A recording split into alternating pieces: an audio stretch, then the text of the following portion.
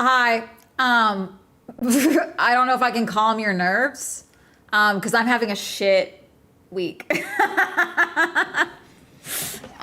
So I don't know. You may not want to hang out here. I don't know. Let's be. I'm gonna be totally frank with y'all. Like it might be. You know.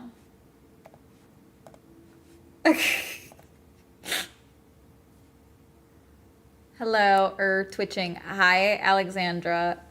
Hey Amanda. Hi. So yeah, basically, long story short, I got a text message last night because I was drying my sheets after stream, okay? Because I was doing laundry, and they weren't dry like before when I went to bed. So I was like, okay, like let me do like another warm load, whatever, like dry them a little longer. So I'm like waiting at 10:42 at night. I get a text from my parent I don't speak to.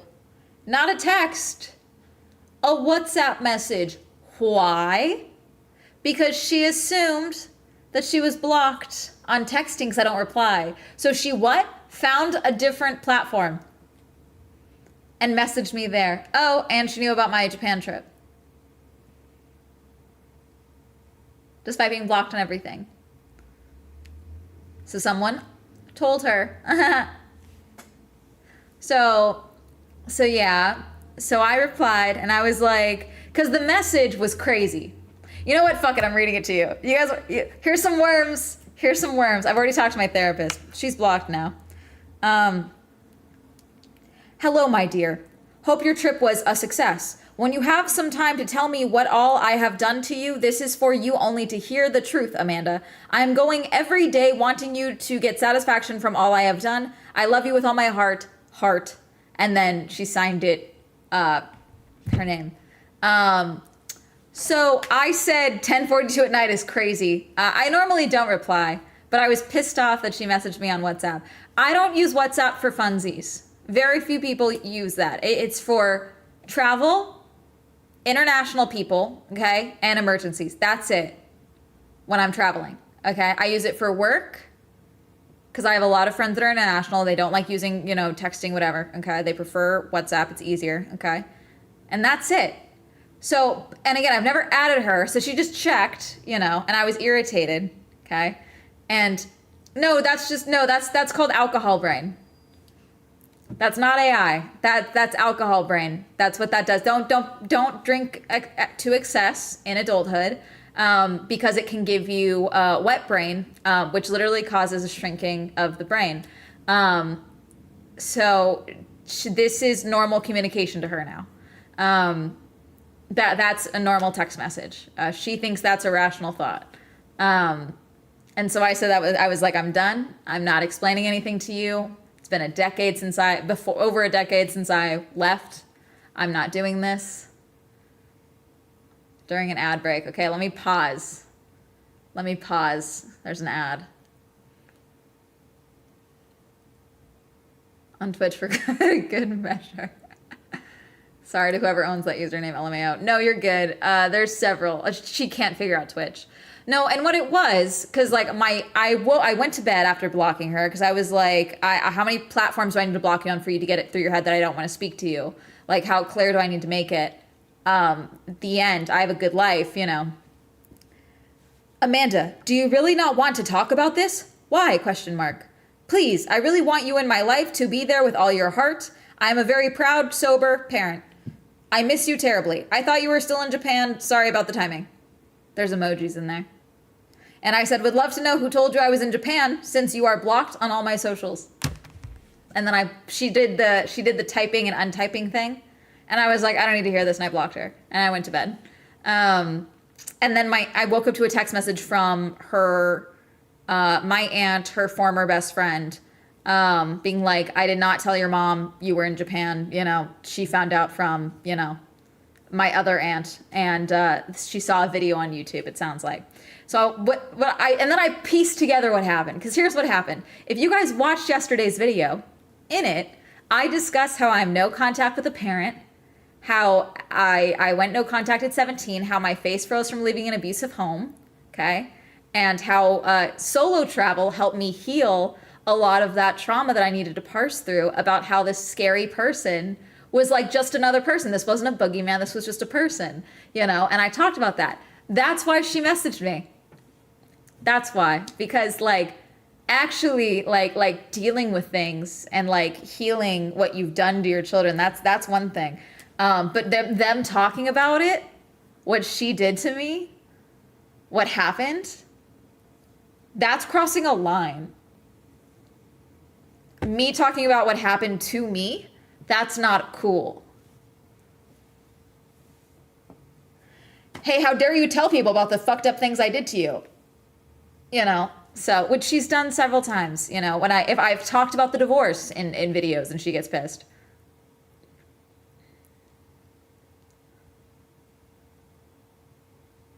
You know. She's been sober for 3 years, which fantastic, good for her. She shouldn't, again, but you know, I talked with my aunt, because I did call my aunt, because I was like, can we talk? Because I was like, I guess I'm glad you two are talking again, because they weren't talking. And she's like, we're not talking. She texted me last night, like desperate to talk to someone, because I blocked her again. And I was like, I called my aunt and I was like, well, see, that's the problem, because you aren't on good terms, yet you decided to do her bidding to contact me, whether you realize that it was her bidding or not. Like she wants someone to get a hold of me for her, and you did that. And she was like, no, she didn't ask me to contact you. I didn't want you to think, because she said that you accused her of someone telling her that I was out of town, that I was in Japan, and I didn't want you to think that that was me. And I was like, okay, still, this is insane.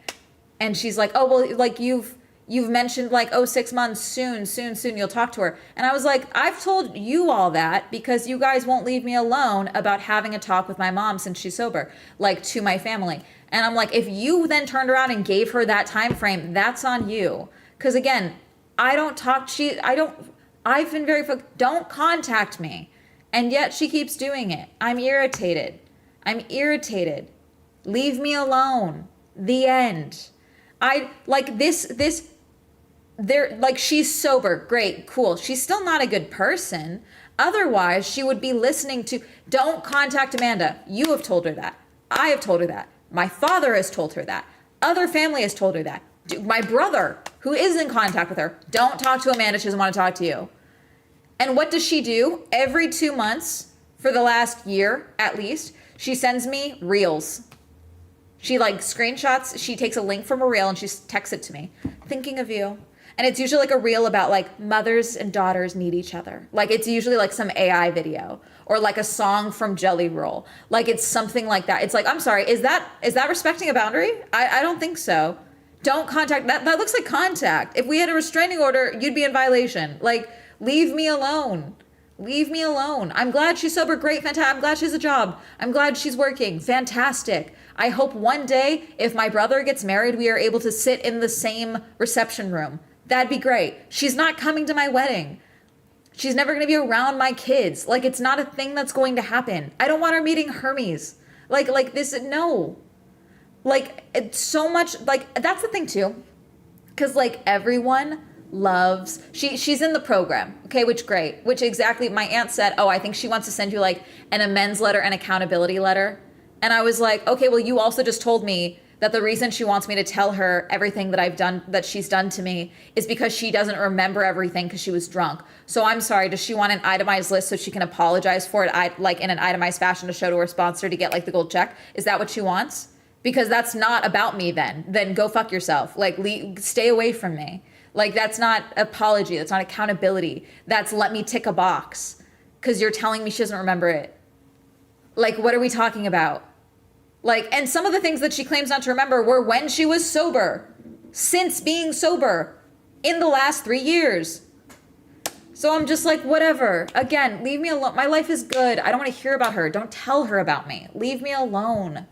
God, I'm a functioning, I just paid my tax. I paid my taxes early. I paid my taxes before I went to Japan. I just paid my accountants. I take care of my dog. I pay my rent. I do what I need to do. Leave me alone. Leave me alone. This woman owes me money, you know, like I don't even want, take it, the end, be done. Stay away from me. Be glad I'm not sending you to collections. You know, you owe me like 2 to 3 grand. Like, I don't want it. Stay away from me. Be done. Finito, you know? Almost sounds like she wants to relieve it. So she just keeps, if she just keeps asking. It's not even that, because she doesn't. So there have been times. So what used to happen, okay, which my aunt loved to niggle in on this, I would say, because she was like, oh, well, it sounds like you used to have hope. You used to, like, this little, like little thought, like, you used to have hope. And it's like, yeah, I was 19. Like, that's when I was a college student and, like, worked in retail. You know, this is, like, a whole thing now. Again, where every year on my birthday, she would be sober for, like, 3 weeks. And she'd be like, I want to take you out for your birthday, and I want to give you your birthday gift. And we'd go to a Starbucks, okay? And she would then tell me, like, yeah, I'm doing so well. I'm not an alcoholic. I was just stressed, you know, like it would be like the excuse of the week, okay? And then the gift she would give me, it would be like very emotionally draining for me, because I would be like, okay, well, what about X, Y, and Z that you did, okay? Including, this is the one that I'll never forgive. Well, no, there's you know what? I'm so sorry. There's so much. I can't, this is the one thing. And that was the thing. Everyone wants the one thing. I think I'm finding that with my family. Everyone wants the one instance to point to of like, oh, well, because they want to decide if that's bad enough, you know? They want one instance so that they can decide if that was bad enough for me to cut off contact. And it's like, okay, well, no, there's not one. It's 28 years of bullshit that has been condensed. And in some instances, it was 18 years of day in, day out shit that has now compressed, okay? And so, one thing that she did when I was 18, okay? Now, thankfully, I'm sorry, this is a sensitive topic. This whole thing is a sensitive topic, obviously. But I'm going to talk about someone accusing me of something involving harm, okay? So just so keep in mind, this is a lot of worms, okay? If you've ever had a narcissist in your life, here you go. When I was 18, okay, my brother had come to live with us because my parent... choosing words carefully in case this gets clipped. My parent picked him up from school, and all of these wine bottles rolled out from underneath the seat. They were the little baby wine bottles, like the ones you find in like a hotel that you get like really cheap from a gas station. The little ones, not like a full bottle, like the little baby plastic ones, okay? She loved those, okay? So a bunch of them rolled out from under the seat, and my brother got pissed, and he jumped out of the car. So what does parent do? Chase after him in a giant truck, driving on the wrong side of the road. Who stops them? An off-duty police officer. Who tells her to leave because he called the police? The off-duty police officer. So we go pick up my brother, okay? Cops do get called. They let her drive off, but they don't let her drive off. They let someone come and pick her up, okay? But we took emergency custody of my brother because of that, okay? And I was already 18 at this point. I was already living with my dad full time. I was already no contact, okay? So the next day, when we get back to school, I think it was like the following Monday, I go to my counselor for my which I had never been to my counselor. And I go in and I was like, hi, I just need to like flag something to you. I am 18. I am no contact with my parent. We just took emergency custody of my brother, all this stuff. And I'm like, she is not allowed to come on campus. She is not allowed to call me out of class. She is not allowed to do X, Y, and Z. Like on paper, that's my parent. But like, no, like they can't come and get me. Now, because I did that, a month and a half later or so, okay, when my parent was texting me while drunk, and I could clearly tell that they were drunk about college, because I was still trying to apply for university at this time, okay? Even though it was my senior year, I was probably going to go do junior college. I didn't have a lot of options at this point because, you know, I was still, my face was unfrozen at this time, thank fuck, okay? This was post Bell's palsy, okay? But I was still dealing with all this. And I was like, I'm not going to deal with your bullshit when I'm drunk. That's the line. That was the sentence. I'm not going to deal with your bullshit while I'm at school and you're drunk, okay? Send that. Shove my phone in my bag, okay? Go to my next class. Teacher gets a call. We're in class. Amanda, sorry, they need you up at the office. Okay? I go up to the office. Your counselor needs to see you. Okay? Did you text your mother? It's like, yes. Why? Can I see it? Yes. What did my mom do? She called the school, called the nurse, asked for the nurse, called the school line and asked for the nurse's office and said, my daughter is threatening to kill herself in class. You need to call someone. She texted me that she's going to hurt herself in class. The nurse goes into the thing and is like, who has Golka? And thankfully, the counselor was like, I do. Oh, who called? We've been discussing this. So the counselor, before they called security to come and escort me out of class to put me on a 72-hour hold, called me up first instead. Because I preemptively knew she would do some psycho fuck shit because I know her. Okay? I was 18. They would have hopefully called my father if they had committed me. Hopefully. But I was 18. So who knows? That would have been the rest of my life. So then the counselor's like, okay, closes the door. Let me call your mother. Okay? So we call her. Hi, this is Amanda's counselor. It's like, Amanda's here. Everything is fine, you know. So then what does my mom do? She's talking sweet as pie to the counselor. And again, it's on speaker. She's like, oh yeah, Amanda's here with me. It's like, well, I'm sure you can understand, like, these kids, they want to go off to college. They want to go away. It's like, okay, well, I'm not, that's a different type of meeting, ma'am, you know, da, da, da. It's like, okay, Amanda's there? Great. She starts threatening me in front of my counselor. You just need to remember to watch your tone, little girl. You need to watch yourself. You need to remember that I'm your parent, that I'm your mother. You need to do. And I was just like, do you see this shit? You're here, and this is what she's doing. Like, this is what I'm dealing with. Anyways, I got a recommendation for the school therapist the following day. I think it was probably in that night. So that's one, okay? I have no photos with my friends at graduation because she tried to invade my graduation. You know, I had to flee out the side door afterwards, you know? She's the reason I wasn't with Lisa on the last day she was alive because she was trying to sneak a tall boy into detox, you know? Like and those are all drunk. Those are drunk, okay? Sure, yes, that's an alcoholic, okay? But you don't get to dictate how I respond to those. Just because you don't remember, congrats, you don't remember. Congratulations. Good for you. You don't want me to, I told my aunt, I was like, you don't want me sitting across the table from her detailing these things. I'll be a bitch. She'll relapse. You don't want me to, frankly. It won't go well for anyone. Because, like, there's no outcome. Like, I could say everything. She could apologize. She could take accountability. Because you know what? That instance, she did. So one of those, this is the relevance part. One of the birthday times that I met her, okay, well, she was sober. I was probably 19, 20 at the time, okay? And we met, and I was like, you tried to have me committed.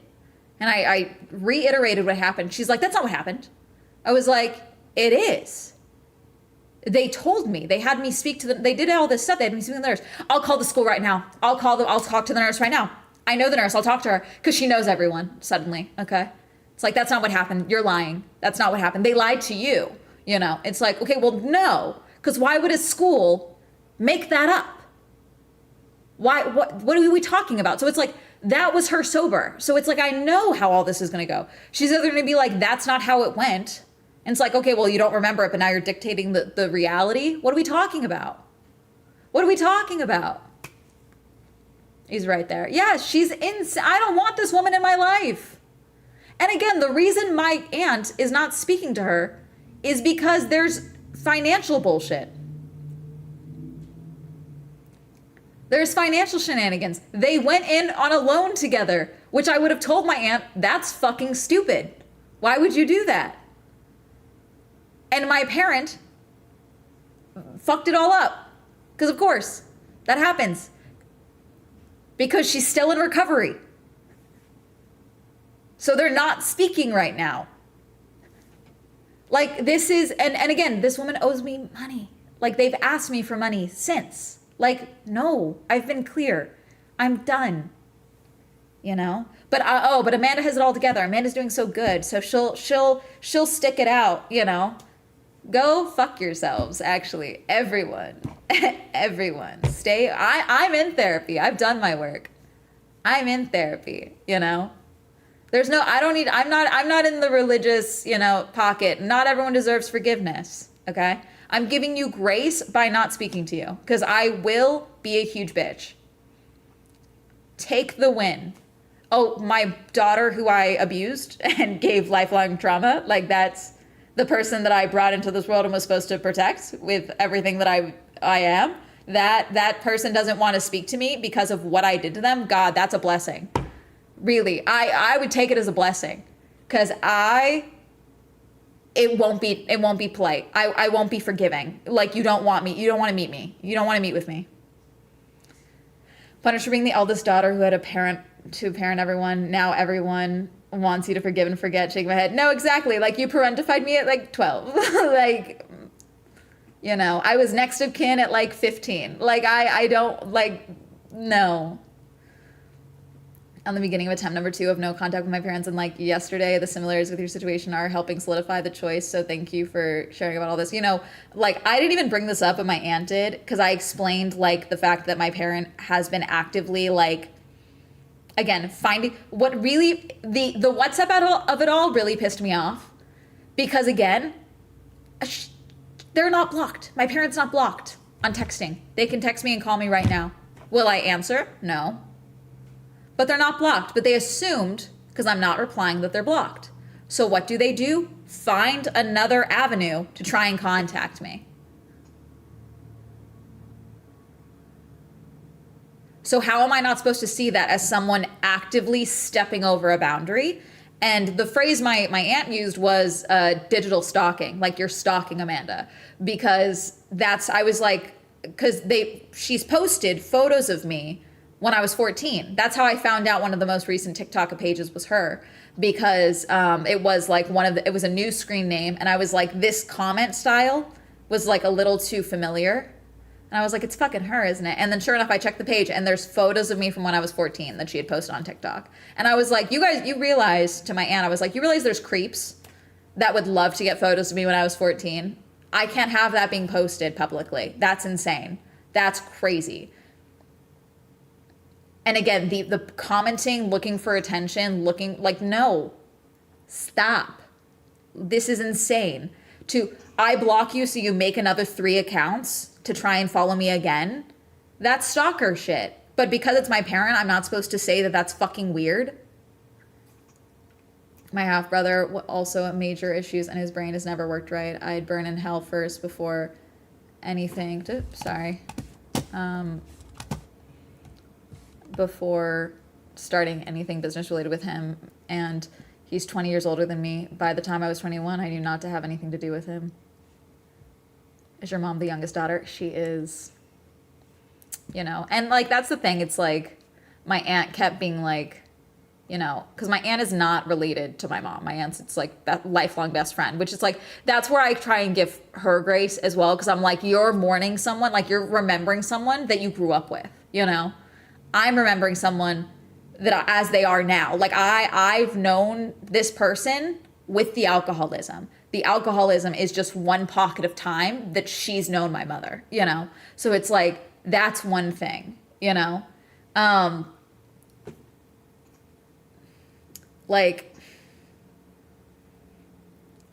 just, there's too much stuff. There's too much.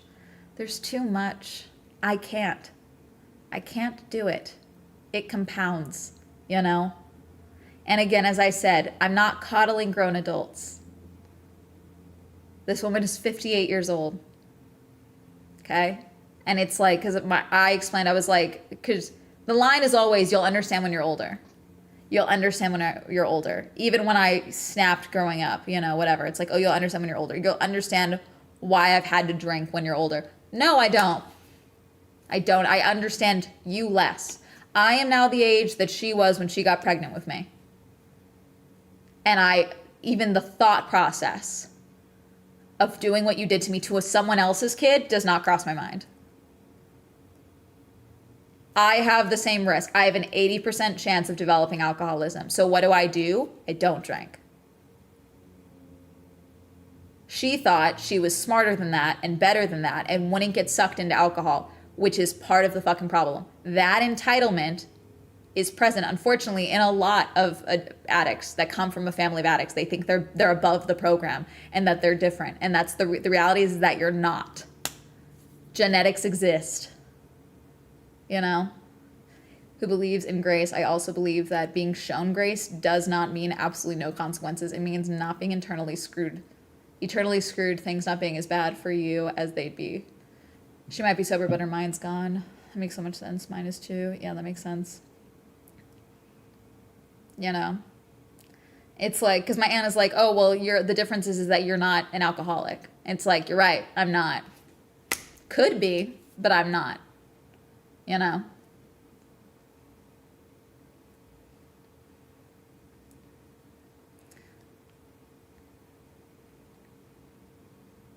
So, it is what it is, but it's fine. Anyways, unrelated. This is going to sound related, but it's really not, because I had a conversation. It's funny because I had therapy yesterday, and then, you know, this happened last night, so I did talk to my therapist about this today.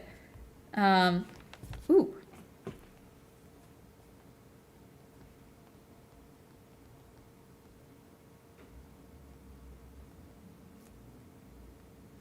Sorry, my friend is going to see Mother Mary.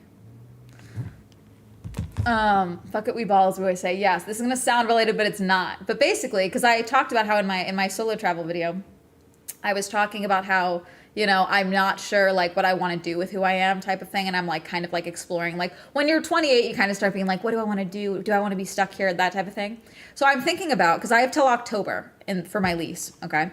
And I'm thinking that when October hits, instead of getting a new apartment, I move out of here and put some stuff into storage. And I already floated this by my dad, and he was like, yeah, I don't care. So why do they always do crazy shit right after therapy? I know, it's like clockwork. Like, you're not special, measles don't discriminate. Exactly. You know? Like, I have this thing, okay? So my family is not religious, okay? All right? But I have a problem with people that discover religion, you know, or become religious and adopt it, okay? Because I'm agnostic, borderline atheist, okay?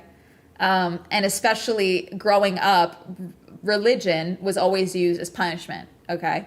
So, like, it was not seen as something that was like, we did not pray before meals or anything like that. We did not go to church every Sunday. If we were doing bad in school, then we'd go to church that week, you know? Like, it was a punishment. You said this, so you have to go to church on Sunday. So it's like, of course, that didn't foster a good view of religion at home, you know? And so now, though, because Al-Anon and all these other, AA, you know, that's all based in religion.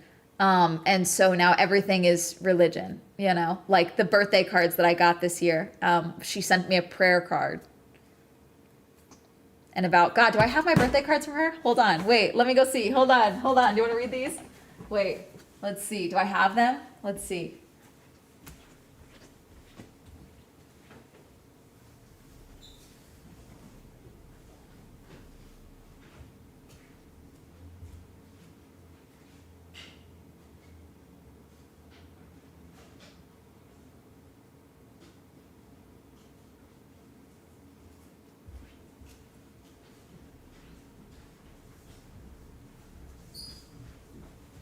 Okay, they are not where I thought they were. Could they be up here? Did I keep them? I can't remember. They might be in the car. Hold on.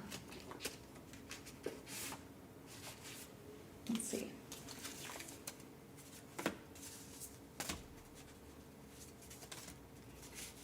I got a parking violation. Okay, no, they're not up here. All right, I probably don't have them. They might be in the car. But, you know, it was like, one was like one was addressed to Amanda and one was addressed to Swell Entertainment, which I did find funny. And it was like, I'll explain to you everything it was the same thing of like, I'll explain everything to you. And it's like, you've done that. You blame whichever man is the most recent in your life. So like, she would blame my dad for most of it. And then it was live-in boyfriend number 2. okay, for a long time, which we all lived with at one point. And then it was fiance and husband, second husband, who was also an addict. He's a psycho. That's a grade A psycho, okay? And then when she divorced him, she went back to blaming my father. So it's like, again, I don't fuck off, you know, like there's no, you're a perpetual victim. Very millennial of her, you know, very Gen Z. It's a public P.O. box. That's what we gave her. My dad called me while I was at TwitchCon last year, which is before my birthday, and said, your mom asked for your address to send you something. And I can tell her to fuck off if you want, because my dad always checks in with me when it comes to it. And I was like, no, give her the P.O. box, because that's public information. If she tried, she would find it. And so those went to the P.O. box, which is why it would be in the car. Bless your heart, people. Maybe. I have no idea. This is a stranger to me now. I have no idea. Who's religious? I'm really sorry your mother fostered that view of religion. Even as someone who's religious, I also can't stand a lot of other religious people. I mean, for myself, it's like I'm a cradle Catholic that's now identifies as a bad Catholic, meaning I'm only Catholic for weddings, funerals, and baptisms. You know, like I will not be getting married with religion, you know, like it's, you know, but like all of my cousins, I go to their weddings at the same exact church, you know.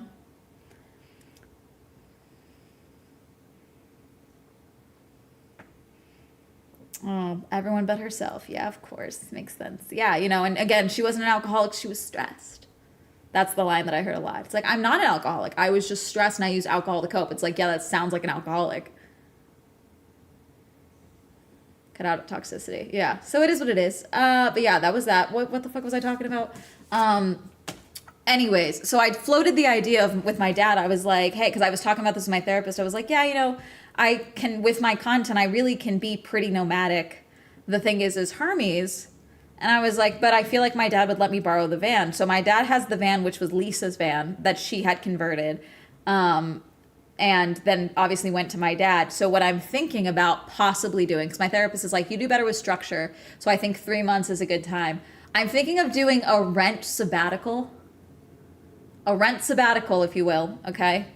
So still working, still making content, still everything the same, but living in the van for a couple of months and exploring California a bit, maybe more. But like then Hermes can come with me because he does very good in a car. So he'd do great in the van. He's been in the van before. But it's something where like I don't have to be away from him for 3 months. You know what I'm saying? And then if I hate it, then I just get another apartment right away. If I give it a month, then it sucks, you know. If I want to extend it, I can, you know. But then that way I'm not like rushing to like, because that was last year when I was looking at apartments. That was the issue, was I was like, fuck, there's nothing available right now. I don't think the fall winter time is a good time to be looking for apartments. So I feel like if I took a gap, I want to explore more of California. You know, I could explore, you know, a lot of the West Coast and do that. I think that could be fun. And then Hermes can come. So rent sabbatical is so Californian. I don't know. I think it'd be fun. I kind of want to do it. No, I know. I feel like, and again, if it sucks and I hate it, then I do it. But it's like one of those things where it's like, I'm fucking bored. Like I love this apartment, but I can't stay here. You know, like it's one of those things where I know they're going to raise the rates again. And I don't know. I just like the idea of being having a little bit of mobility for a minute. I really liked your last video about solo travel. Thank you. People are so mad about it. It's pretty wild to live in a van for a year though. Yeah. I don't think I'd do a year. I think 3 months just to test it out. And then if it ends up being a month, it ends up being a month, you know, but I have no ties to here other than Hermes, you know, so Hermes come with me. Yay. And then if there's any events that I need to travel for that I feasibly can't bring Hermes with me, I drive back to LA and he goes to his boarding, you know, and then I fly. That's easy. It sucks without your personal bathroom. So there is a toilet on the van. But there are options. So the thing will be showers. That would be the thing that would irritate me because there's no like actual bathroom. There is a shower hookup. It has water, and all this stuff. So we'll figure it out. But 3 months sounds reasonable. Yeah. And then if it sucks, I do it for a month and call it a day, you know?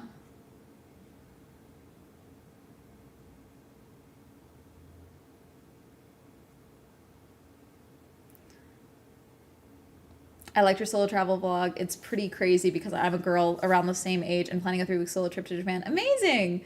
No, see, that's the thing. And it's like the amount of, I'm not even reading the comments on that video because some people are so irritated. And like some of the Twitter people were really pissed off. Yeah, Planet Fitness is the one that I've seen a lot of for showers. And it's like, I think this would be good as well because my dad is like, yeah, take the van. Like as long, my dad is such a, this is how you know we're a content creator family. I was like, hey, would you be open to me borrowing the van for 3 months? And his first, he was like, you're cool with me borrowing the van, right? He's like, yeah. I was like, if you're cool with it, like I could borrow the van. He was like, Amanda, do you want it today? Like you can come take it today if you want. And I was like, well, how about for 3 months? And his first thought, not when, not why. He just goes, sure, if you film it. That's his first thing out of his mouth. He's like, yeah, as long as you don't waste the opportunity and make content. For sending me a notification if you film it. No, that's my dad, you know, like could you get like a Planet? Yeah, I could definitely do a Planet Fitness or something like that. You know, that would be a fine. There's so many in California, so I think it wouldn't be a problem. I don't know if people like stay in the same apartment for 10 years. Yeah, I don't know. I'm young and it's like, I truly thought I wouldn't leave here until I bought a home, but with the current state of things, that's not going to be a thing that's happening, you know? Some folks are just mad they don't live for themselves, so they're pretty envious, you know? And like, that's the thing too, like the early trips I talked about in that video, I had a job. Like I was working as a barista, you know, like I saved money to budget for those trips. Sorry, I'm blurry. I don't know why. Like those are cheap trips within reason. You know, my job has changed, so spending has changed because I'm a full-time creator now and I can justify more travel, you know? 5 years, sometimes you find a good place that's comfortable enough to live in. Yeah, I mean, I've been capping out at 3 years lately. Like 3 years was my old place. This is my 3rd year here. So yeah, this is my 3rd year here. So I don't know, maybe every 3 years I just do a little, I want a house. I do want a house. That is my dream. But also a couple of months of no rent. You know, the van's paid off. I'd take over the insurance, you know. I'd obviously take over gas and things like that. I put my personal car is paid off, you know, which I would not bring my personal car with me. I'd just be in the van. But, you know, and then worst case scenario, I go and crash at my dad's place, you know. So it might be good for a little bit to be mobile, you know.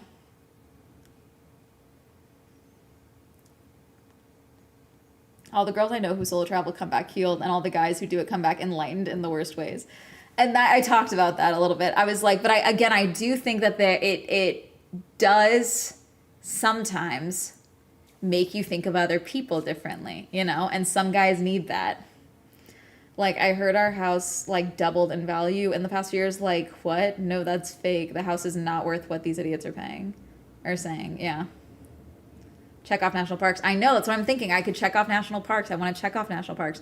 Like even I'm thinking about, because I need to take the van to my dad. So the company is based in Arizona. And when my dad and I went to the Overlander Expo, before I went to Japan, we found the company. It's like, oh yeah, this is the van. And they were like, oh yeah, come bring it out. We'll get it serviced. So I don't know, maybe I'll take a little weekend trip and drive it out to Arizona as like a test.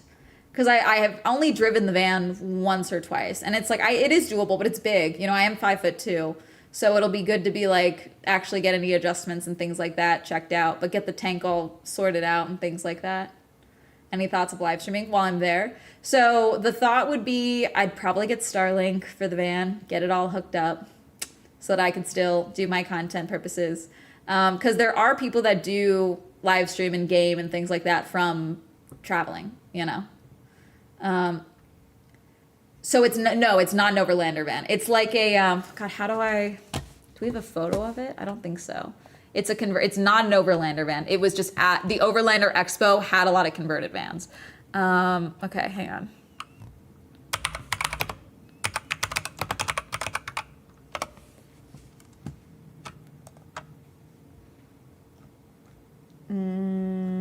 Let me show you a photo from the company.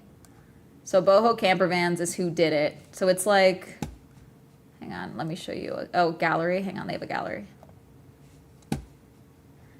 So it's like, God, is this it? Ford Transit? That looks, no, it's probably is it a Mercedes? I don't even fucking remember. Is it a Ram? I think it's a Ford. Okay. Anyways, here, let me show you. I don't have a photo of the van on me. But it's like a full converted camper van.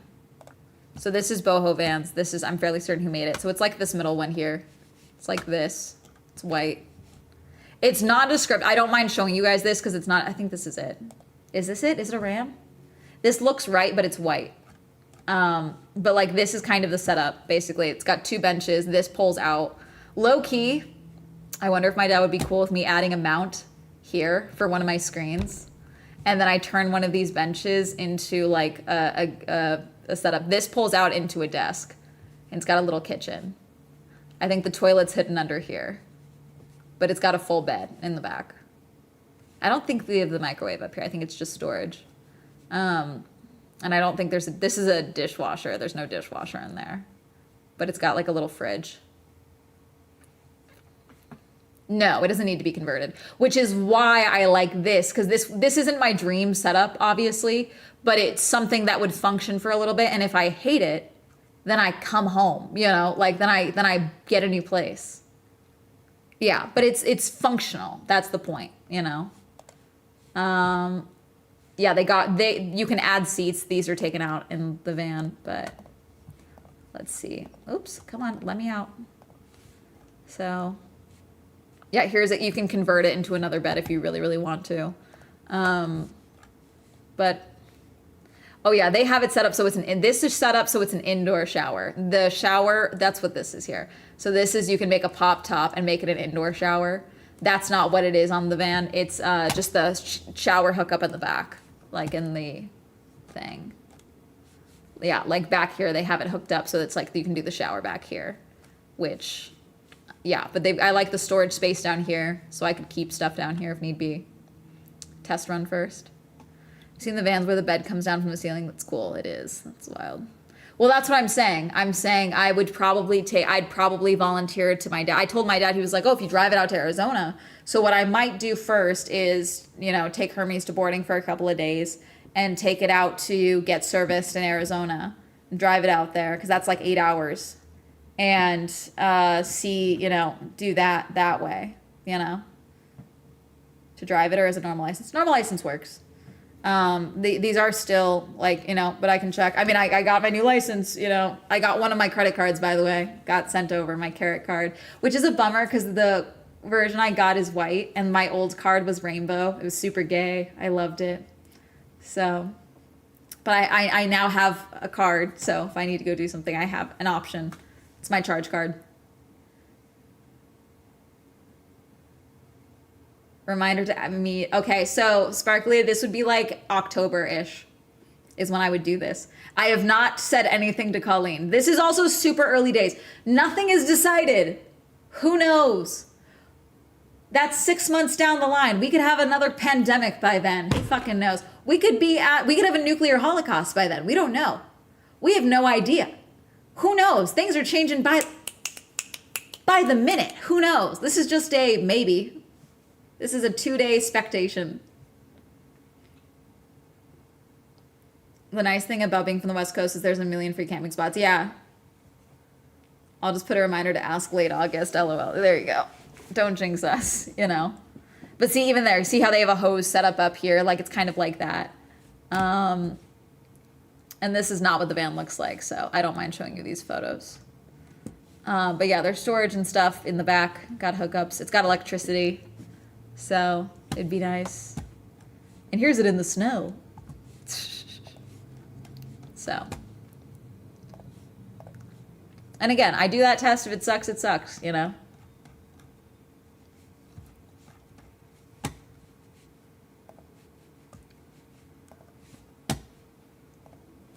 There's about several friends of mine here in LA that'd be like, fuck no, absolutely not. Prediction, a nuke goes off. Social media goblins will be like nuke maxing. The nuclear radiation is actually great for your skin. Dear God.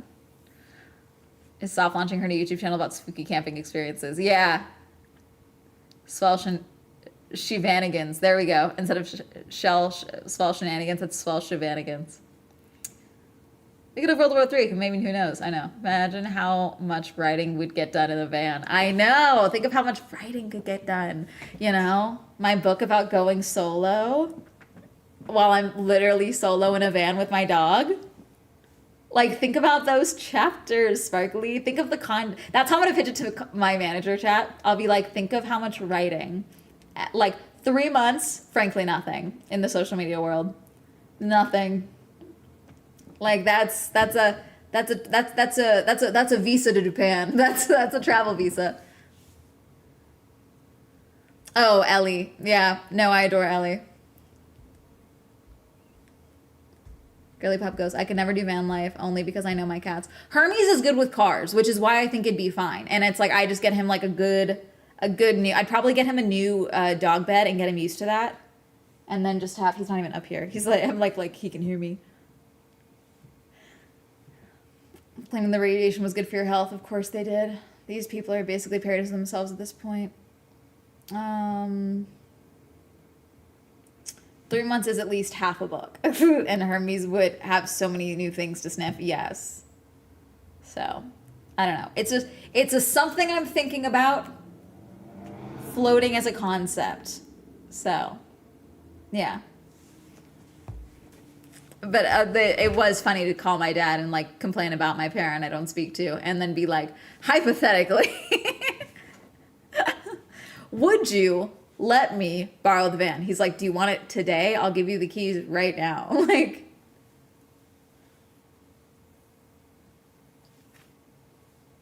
have you heard about the Gemily debacle? No, because what the fuck is that? What the fuck is a Gemily? How about combining van life with living in Japan? Dude, I was obsessed with have you guys seen a Japanese camper van? I'm a Japanese RV. Hold on. I was looking at these. I did, like, if I were to do van life, like, actually full time, Japanese RV. Low key, they look fucking, look at this thing. I want one. Hang on. I want one so badly. Look at how small it is. Low key, my dream setup is a Japanese RV. I love these things. It's a Japanese camper. Like, I'm fucking obsessed with these things. Like, hold on, let me go I think there's listings. Yeah, TS Export does it. So let's see. I think this is one. I think this is just a delivery truck. Let's see.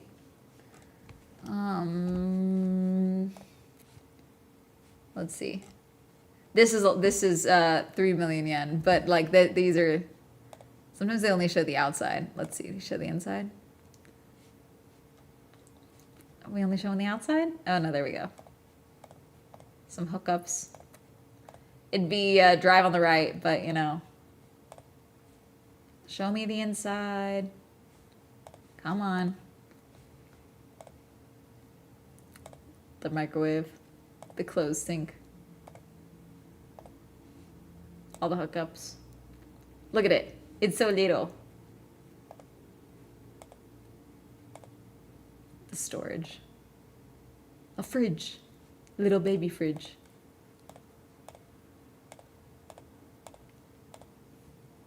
Look at. Oh. There was one that had a little shower in it. How to hook up. I like the ones where the bed is above the, let me see if I can find it. Let's see. I like the one where the bed is above the cab. Those ones are fun, but yeah.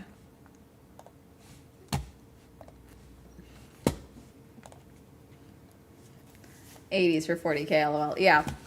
So the way that K-Trucks, so the way that you can get away with importing cars, like around, because the U.S. hates when you fight with our car market. You are protected if it's street legal because it's protected by vintage car law, so it has to be 25 years old. And then it's protected by a lot of like it doesn't have X, Y, and Z. Okay, it doesn't matter. It's 25 years old. It's over 25 years old.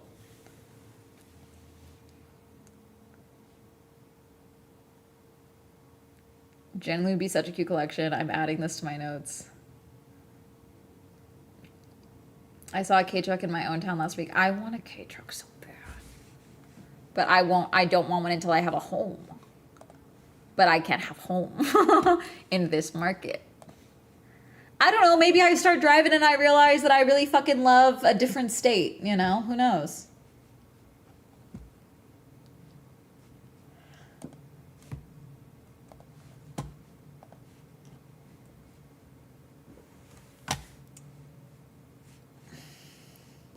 Tell me why Merriam-Webster is tweeting out choppelganger instead of doppelganger. Choppelganger. Noun, a less attractive version of someone or something. How dare you make me read that?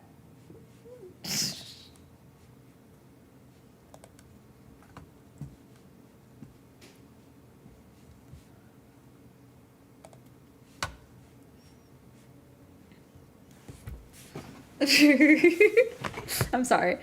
Someone said the category is Californians getting de-influenced to buy these Euro vacations. They told me, do you need to see the Tuscan countryside? It's magical. Hell not. This shit looks like Bakersfield. Flew all the way to Spain just for it to be it looked exactly like California in a different font. Yeah.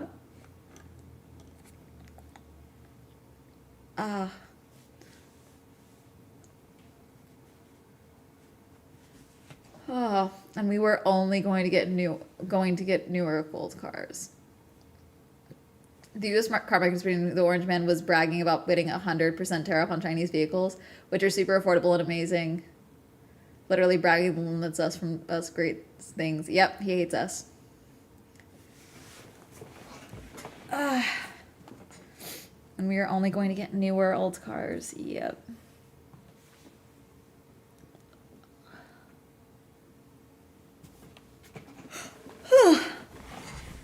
But let's see. Okay, I do love IShowSpeed mocking Logan Paul.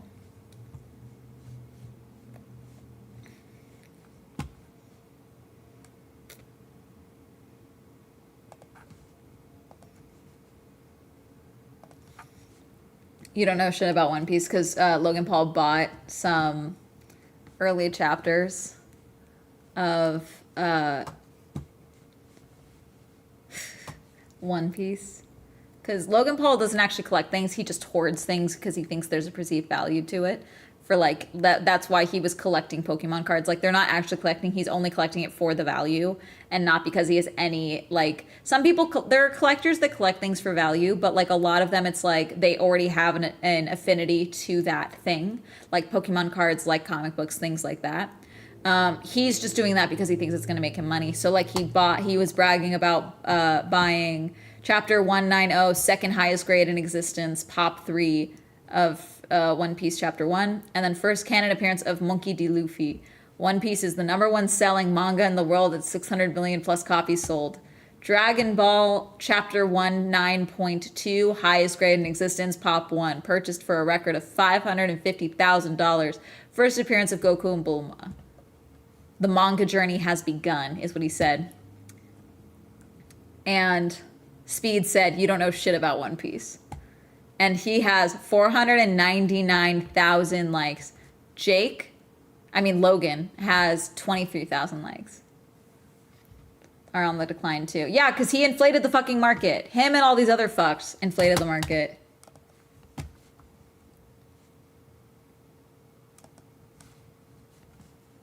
And then someone writing in Japanese said, I was thinking some hardcore One Piece fan is saying what I wanted to say, and it turned out to be Speed-san.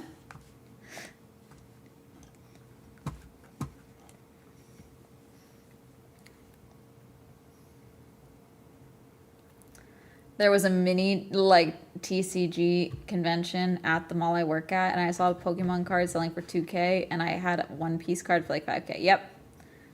Speculative assets. Not sure about that. Highest grade. Yeah, no one grades them. No, it's just absurd. But that did make me giggle.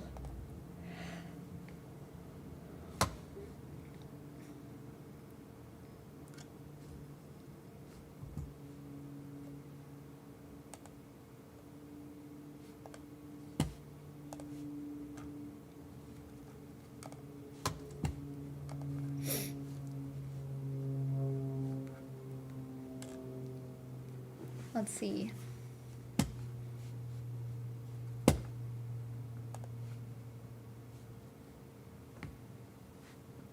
So, that's fun. But I bet I should see eventually guest stars in the live action One Piece. Oh. I mean, is he interested in doing guest stars and things like that? I know, like other streamers do some guest starring and have done television stuff, but has he done anything? I don't know if that's something he wants to do.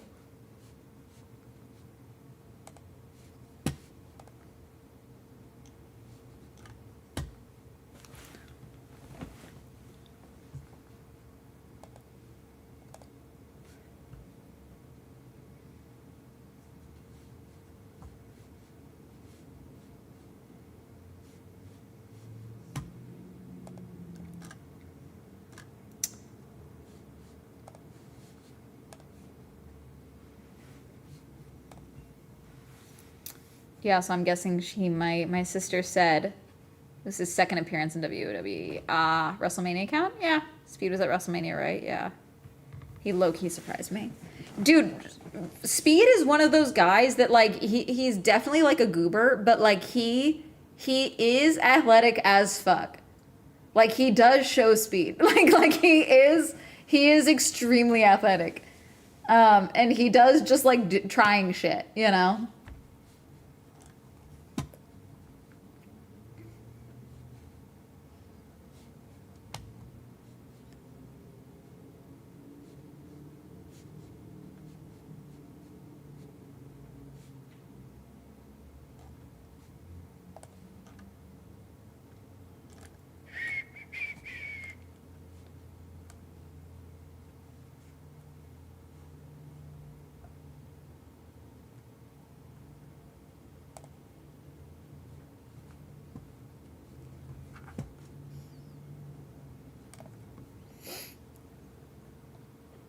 XQC, who almost died by playing soccer for 15 minutes last week.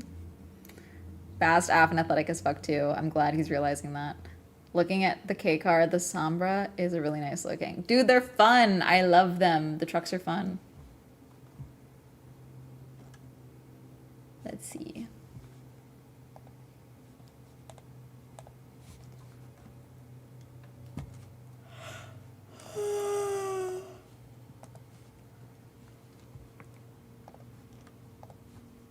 Okay, good. Wisdom K was at the Devil Wears Prada premiere. Good. He should be.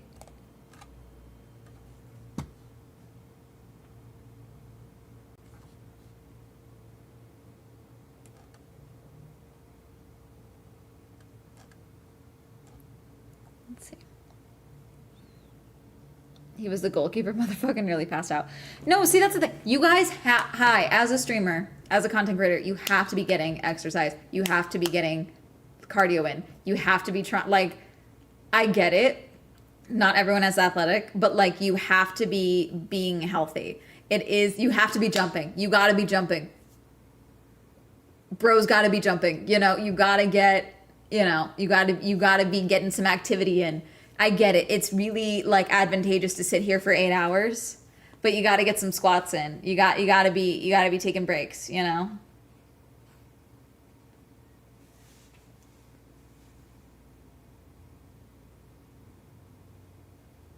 Oh, I found the Gemily thing. We should look at it because it's about people being unhinged in a non-serious way, as far as I can tell. Okay, I need explanation before I waste my time with this because this sounds insane. Remote workers too. We need to survive. Yes, I sit on the game on my setup all the time, but I work out too. XQC gotta lock in. I recommend jumping rope. It's great exercise. Let's see.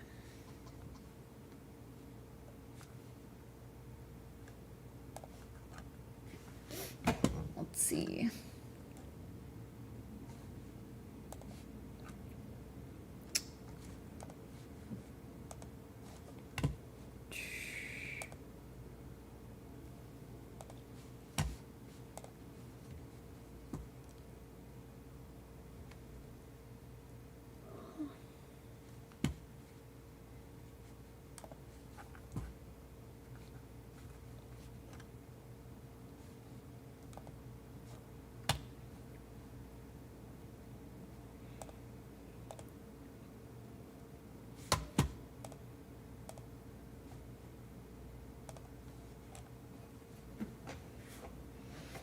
Skip it's back.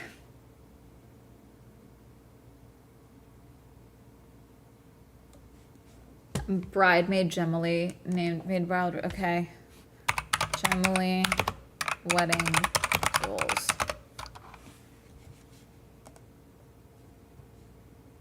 All right, I found the thread. Hold on. It's loading.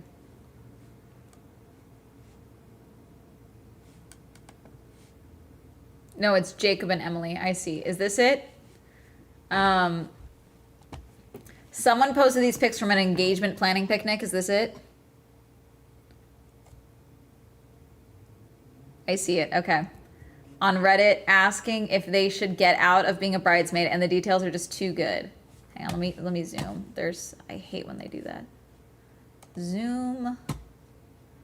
Threads is not optimized for desktop at all. Someone posted these pics from an engagement planning picnic on Reddit asking if they should pull out. A schedule of when to start using the hashtag and who is allowed to use it. Abigail. Do not use 9/11 or September 11 when discussing wedding. The cake stand with a solo bride on top. The couple, Gemily themselves, arguing in the background. The threatening invite that promises being a bridesmaid will be a huge opportunity. Okay, I'm looking at the, oops, let me see if I can get the photo. Okay, Gemily engagement guide. It is, in fact, laminated. There's a lot happening here, okay? God, hold on. Okay. Jacob and Emily. God, I'm going to pull this up on my phone. I can zoom in better on there. Hold on. Let me search Gemily. Gemily.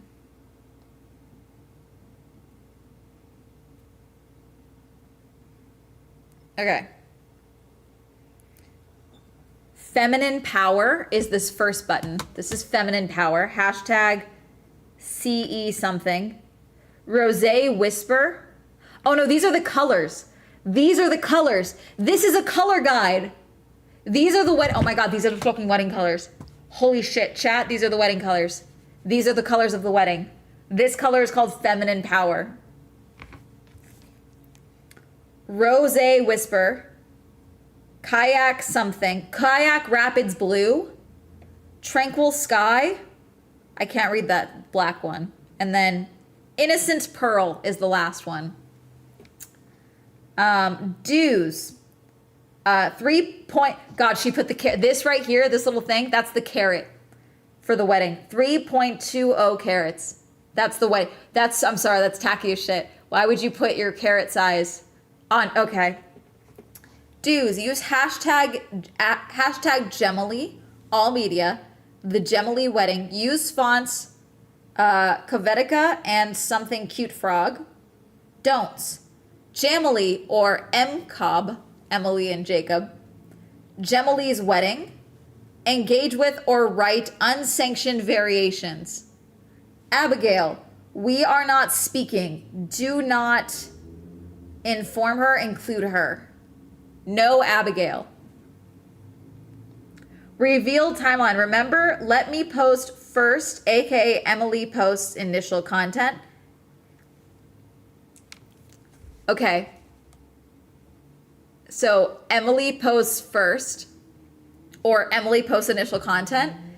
Parentheses, epic. Emily posts initial content, as in epic. Emily posts initial, oh God, this is too good. Tease, an air of mystery. Something's coming. If you know, you know. Love is in the air. Do not use hashtag Gemily. That started on the 2nd. Launch, tell everyone. I'm so excited, small but mighty. After events for non-invitees. Hashtag Gemily, 422. Wedding. The Gemily wedding, Saturday evening. This is blurred out. Do not skip. Do not use 9/11, September 11th. Weekend of September 10th, 2027, 5:30 p.m. Eastern time. Why are we promoting it? Why are we launching things in April of 2026, if the wedding's not until September of 2027. That's absurd. Today's agenda: 5:30 p.m. mingle, review save the date samples, review photog samples. 5:45 engagement party, 6 p.m. bridal shower, text URLs to, oh, this is what they're planning. 6:20 p.m. bachelorette. God, tell me, is she a Virgo? Is Emily a Virgo? No, they're getting at 9:10. The Spindrift. Is Emily a Virgo? Okay, what's the other one? Welcome to the engagement party planning picnic. And then this is the next photo. Hold on. I think this is Gemily in the background, chat. Hold on. I think this is Gemily in the background fighting. I think this is Gemily in the background. Save the date. The save the date says Saturday, 5:30. Yeah, they're getting married the 10th. 2027. And do 3 other tasks. Yeah. Cake topper. The cake topper with just the bride, people were pointing out. It's just like displaying things. But again, if this is the planning party for her, then I get it. Engagement party. So they're planning the engagement party. Okay, then here's the agenda. Is this the bride? Yeah, that's the bride. So if that's the bride, then that means that's definitely the bride fighting with Jacob. Yeah, okay. Today's agenda, what else is on here? Attire, 6:45 p.m. 6:20 bachelorette party brainstorm and committee formation. How far are we willing to go? 6:45 p.m. attire mood boarding thinking, Pinterest, but open to suggestions. Dusk golden hour photo shoot. 7 p.m. brainstorm thank you card gifts for bridal party. Schedule wedding planning dinner. Something else. Gemily, the book of everything is crazy. And is it empty? Why does it look empty? There's nothing in it. Okay, and then here's a letter. As you know, you are one of my best friends. I love you so much. I humbly invite you to join me on the journey of the bridesmaids. It will be euphoric, magical, challenging, and life-changing. This will be a huge opportunity for everyone involved. Won't you join us? I know you won't make this difficult. Love, Emily. Girl, what the fuck? I know you won't make this difficult.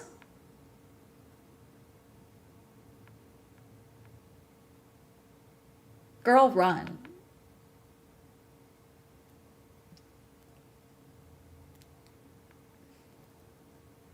The girl on Reddit is 100% uninvited from wedding, and Emily is going to have to make a new laminate to exclude her. Yeah, this is crazy.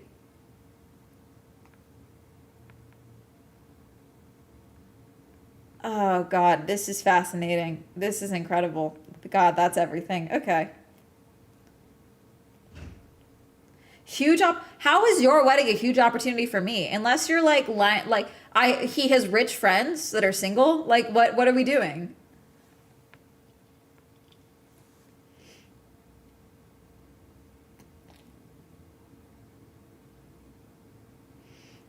Okay, I read the Reddit post. It took 4 Zooms to organize the planning picnic alone.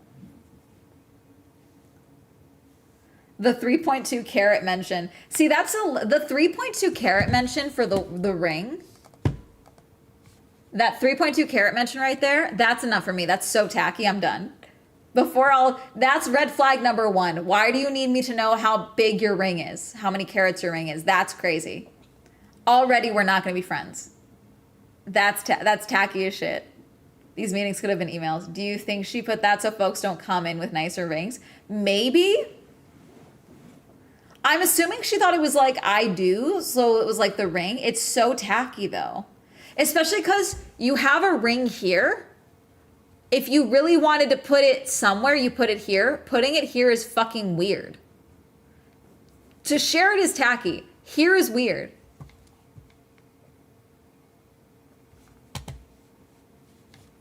You know what? I will accept, sometimes I push back on this is feeling very white. This is feeling extremely white. This is maybe one of the whitest things I've ever seen in my life. This is crazy. Huge opportunity for fucking what? Again, I know you won't make this difficult. This query. I wouldn't attend this wedding, much less be a bridesmaid. God, this is fucking God. Not very cool, Vedika, of her to enforce a font. Gemily Reddit and finding Criminal Minds shipping threads. Yeah. JJ and Emily. I want this to be a sketch, but I'm scared it's not.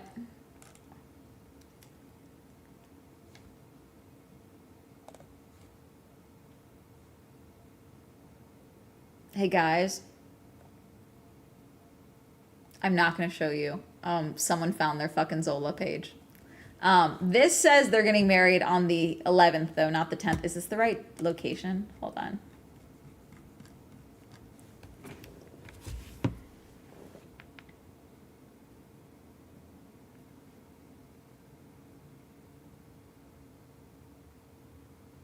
Yeah, this says September 10th.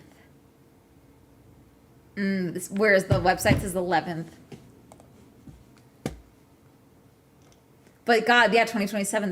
Did someone just make this? Someone could have been fucking with them. Yeah, no, this is just some bullshit website. They haven't done it. This isn't theirs. This isn't theirs. Y'all are just making shit up. We need to know more about Abigail. Basically, from what I heard, Abigail made out with fiance at a high school party, and it was nothing, but she wasn't having it and didn't want to hear her name again. Reading, she's 23, the weekend of the 10th. There's something about this that is giving girl, oops. Yeah, that's why she said weekend of the 10th, so 11th wasn't mentioned. Just pick a different fucking day.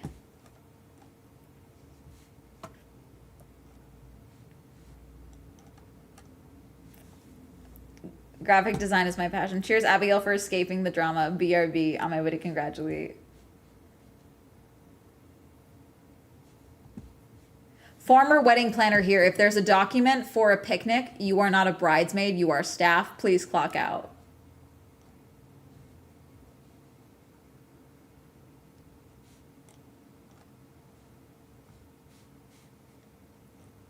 God.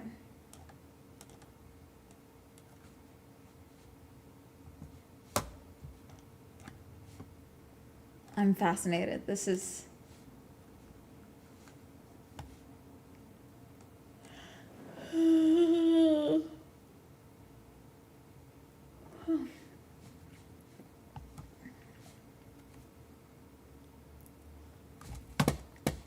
It's giving Sweet 16 energy. Justice for Abigail.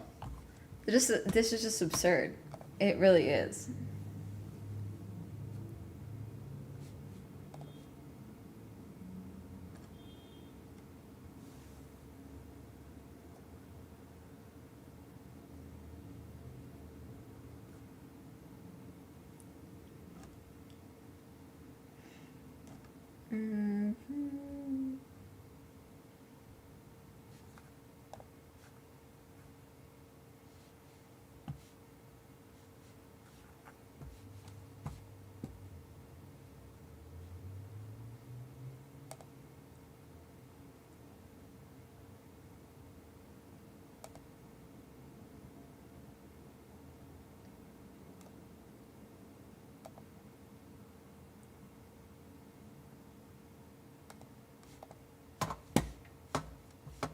Let's see.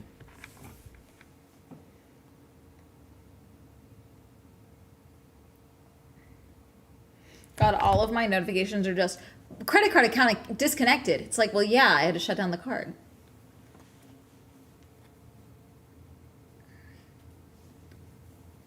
Man, I would have jumped at a 9/11 wedding date. That would be hilarious, but also memorable. You never forget it.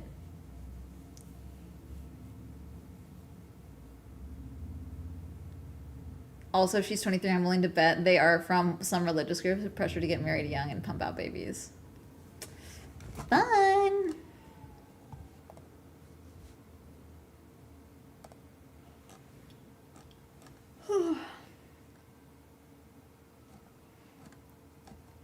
Gosh. Okay, we're gonna do YouTube. Me. I'm gonna become a van lifer. Also me. Let's look at scary van life videos.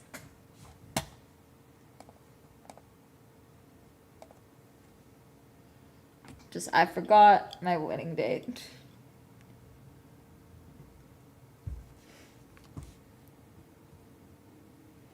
Oh wait, hold on. We have a new, you guys, we have a new video from Wilderness Whispers, as in 6 hours ago, a new video.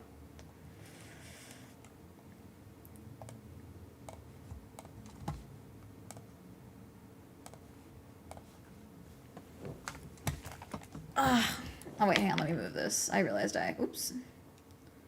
What are you doing? There we go. No. There we go.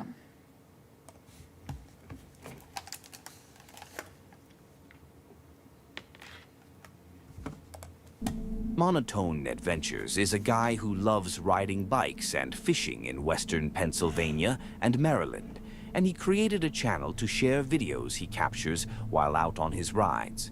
The video he recorded in this case was unsettling, and he wanted to upload it to raise awareness about situations like this. It was July 2015 when he was riding through a forested area on a scenic road and suddenly spotted something on the side of the road. A woman who appeared to be in distress and in urgent need of help. He initially passed her, but then realized she might be in far more danger than he first thought, so he turned around. And what happened next unfolded from there. I'm so sorry. If I'm a woman and I'm alone, I'm not stopping. I'm so sorry. I will call you help, but I'm not stopping. I'm so sorry. I can't. Marilyn mentioned...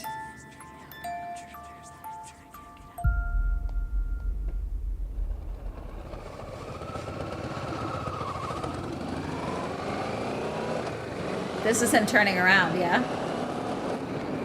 So this girl, I didn't know. She looked like she was not okay. Yeah, this is him turning around. Make sure she is okay.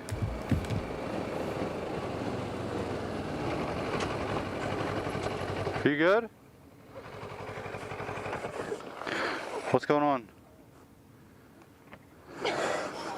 I'm really afraid of my boyfriend. Okay, see, he's not alone. So that's one thing. If you're not alone, then fine. You know? But... Do you want me to take you somewhere? Alright. Is he driving? Where's the car? Alright, come on.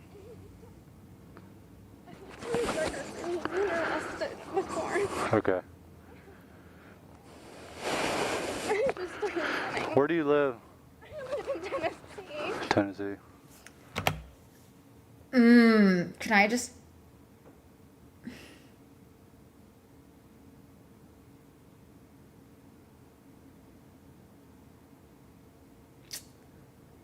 Okay, good. It's not just me, Kamika. Okay, good. It's the fact that she keeps looking back. And the fact that she was in the exact same spot when they came back.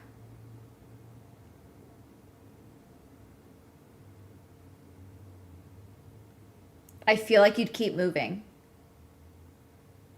You know? I feel like you... I don't know, because everyone does everything differently, and she might be like, oh, it's safer for me to stay here. But the fact that it almost like, he's like, okay, come on. Like, get on the bike. You need help. Let's get you help.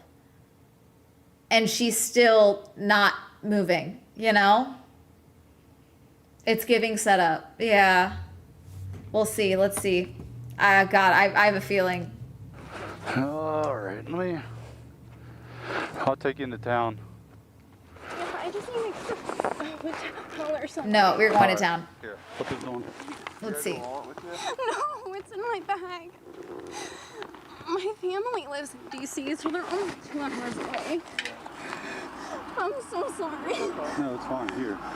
You put this on. I'll take you into town. Like, I'm sorry. I'm just gonna turn it off. I'll hold that. Give her your jacket. Yeah. Give her your jacket. Okay, good sign. Good sign. Good sign. Let's see. Well, we're not going that way. We will. Put that on. He's walking on the parking lot. I know. He was trying to call me to get me to go back, and when I said I was too scared, he was like, "I'm just gonna burn your bag." Oh, her bag. I thought she was saying he was gonna burn my back. Honestly, can I be totally fucking frank? This is gonna sound horrible. And okay. I'm so sorry. You guys gotta bear with me on this one. You gotta bear with me on this. You gotta bear with me. You gotta let him burn your bag. I'm so sorry. You gotta let him do it. Because unfortunately, if there's no bruises on you, they won't do shit. But if he burns your property, they have something they can charge him with. I'm so sorry. You got to let him burn your stuff.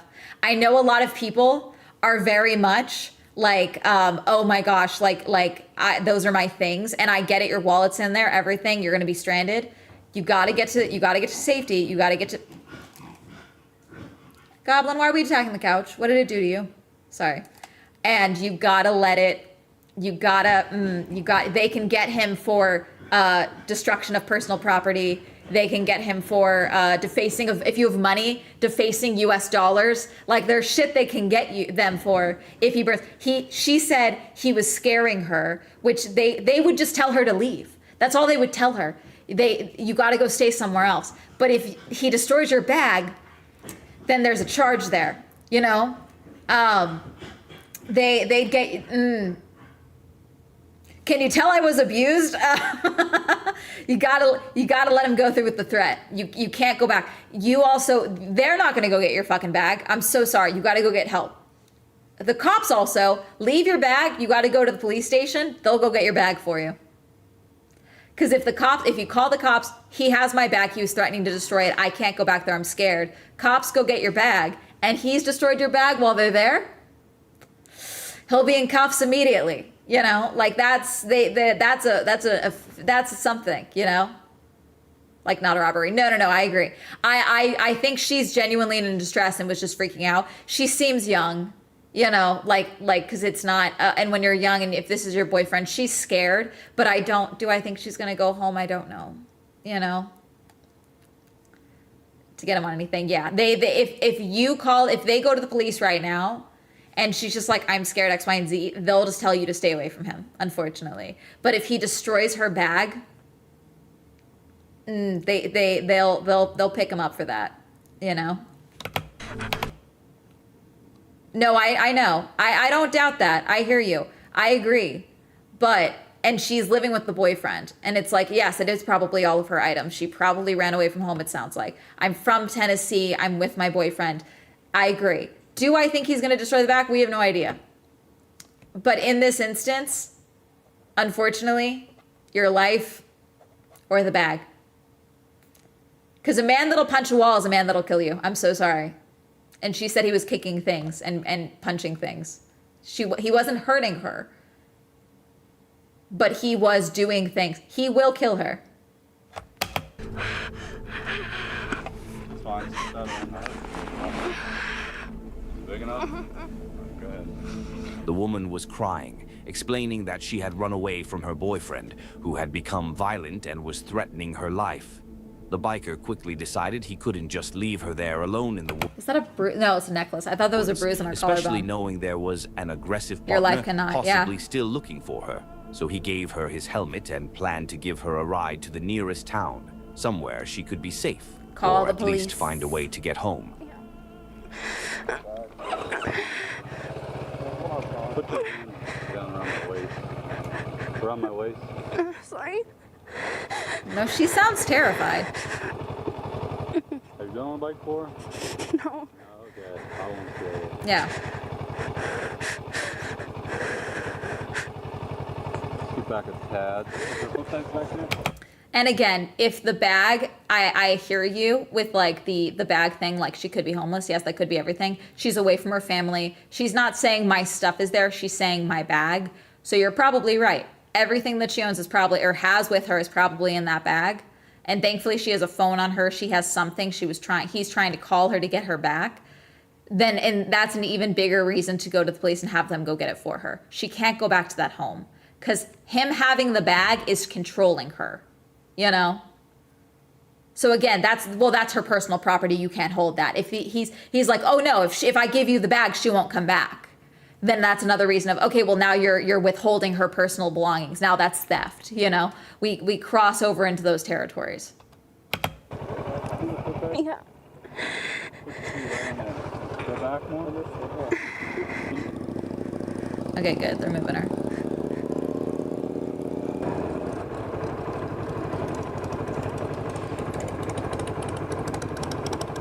Yeah, where the fuck are they? This better not be her fucking place. For the love of God, please don't be her place. Please be town. Please be town. Please don't be her home. Boyfriend better not come out. You work by your parents? They're in England. They're in DC? That's only about... No, they're in England. Oh, My oh. grandparents are in DC. Do you want to call them? So we can have them meet us in Emmitsburg or something. Or the. Well, they can come. Or That's us. We just go to Waynesboro. Yeah, or Emmitsburg's closer for them. They're literally offering to drive her to her parents to her grandparents to meet them. Like, really, I don't think could have found better dudes, frankly. I'm assuming it's small town, yeah. Emmitsburg's around Route 15. Yeah. That takes you out from DC. Plus, I mean, I would just wait there less than 2 hours.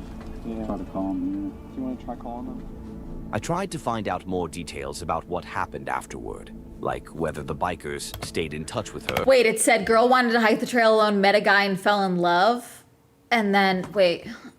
Oh, this is so old too. This Or is 10 if years her ago. boyfriend ever found her, but I couldn't find any confirmed updates. What matters most, though, is that the bikers very likely helped save. Oh, then if she's backpacking, then that's the bag that she has. It's her trail bag if she's backpacking. Oh, is she doing the Appalachia? If this is the Appalachia, oh, okay, I see. So it's like her gear bag. It's so yes, for right now, that is her whole world right then. Yeah.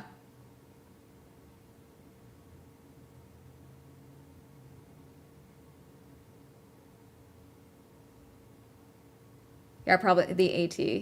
Yeah, it could be. So it's like he has my bag. These look like hiking pants here. And then the caption said, girl wanted to hike trail alone, met a guy and fell in love. So, okay. So that's better. It's not like she ran away from home. It's not like she was doing a through hike and met a guy, which happens. Okay. And then hike alone. No, that's not the thing. She had she loved this guy. He just got crazy is what happened. Which unfortunately does happen. Hiking alone. She was fine hiking alone. Her life. The dude that she was seeing, the boyfriend that she met on trail that she started hiking with, turned out to be a psycho. Also possible. In a situation like that, deep in a forest with someone potentially dangerous looking for her. Yeah, portable charger, long cable. There's a carabiner on it. Yeah, she was through hiking, 100%. So at least we know she's probably an adult too. You never really know how things could have ended. Yeah, that's a hike. That's a trail watch. But it's hard to imagine it being anything good. I really hope the creator sees this and maybe shares an update Wow, in the comments never. one day. A month ago? Guys, this is also a reminder that sometimes Jesus. stopping and helping can make all the difference. That said, situations like this can also be complicated. There are unfortunately cases where setups or traps do exist. So it's always important to be cautious, but also aware enough to recognize when someone genuinely needs help. Hermes. This next video comes from Marv, a retired Air Force member who created a channel to share his fishing Marv. adventures and basic knowledge as he explores various lakes across Georgia. His videos are usually very relaxing, especially for people who enjoy fishing. But in this particular one, something unexpected happened. As he was fishing on Lake Lanier in Georgia, everything seemed Lake Lanier will claim a life. Lake Lanier, I think, what is it? It's white people that it doesn't like, right? Right? No, the lake will claim you. What is it with Lake Lanier? There's a town down there technically, right? Like it's a flooded town. It'll eat anyone. Okay. Lake's haunted, basically. That's the easiest explanation. It's very unforgiving. Do not go swimming in Lake Lanier, basically. Yeah. That's the easiest explanation. Not Bigfoot. The lake will get you. Yeah, I think this year alone, it's already gotten 3 people, I think. Is what I think 3. I think 3 is what I've heard. Because every once in a while, TikTok shows me someone being like, we told you to stop swimming in Lake Lanier. Yeah, it's a lot of things like that. No, to stay away from it. That's it. Okay. Completely normal until it suddenly wasn't. He heard what sounded like someone screaming for help. He moved closer to the shore. Not on Lake and that's Lanier, you when didn't. he saw something that immediately changed the situation. Oh, God. All right, I thought I heard somebody calling for help. Hold on for a minute. Is that somebody on the ground? Uh-oh. Holy crap. Holy crap. Hello? Hello?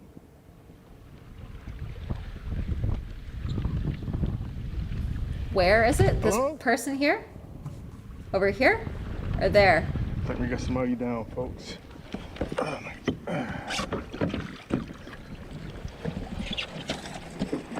Here? I think here. Hello?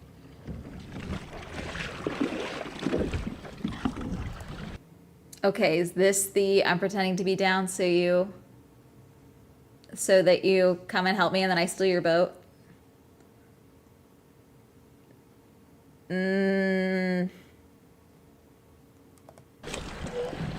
Hello? Uh-oh. Hello? Does not sound like he's Hello? doing good. Oh, did the tree fall on him? Ma'am, are you okay? Stand by. Let me get help. Let me get Oh, help. she collapsed. Oh, she sounds like she's having a heart attack. You know what? Can I be honest with you? Props to you for running up and checking first. I would not have left my phone in that boat. I'm so sorry. I would have grabbed it at the very least in case something goes south. Asthma? Maybe. Yeah, it doesn't sound like a heart attack. Ma'am, do you have a name? Ma'am, do you have a name?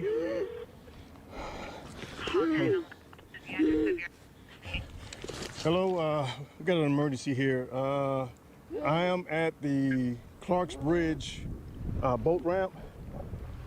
I'm across from it at another boat dock, and I have a white female who's on the ground. Appears that she may have fallen and tripped, and she's in a recovery position, but she seems to be gasping for air. Ma'am? Ma'am? Sir, Yes, can ma'am. you give me the exact address? Are you on B Lake Road? No, ma'am. I am actually on land right now. I'm on shore across from the Clarks Bridge boat ramp, Collapsed lung.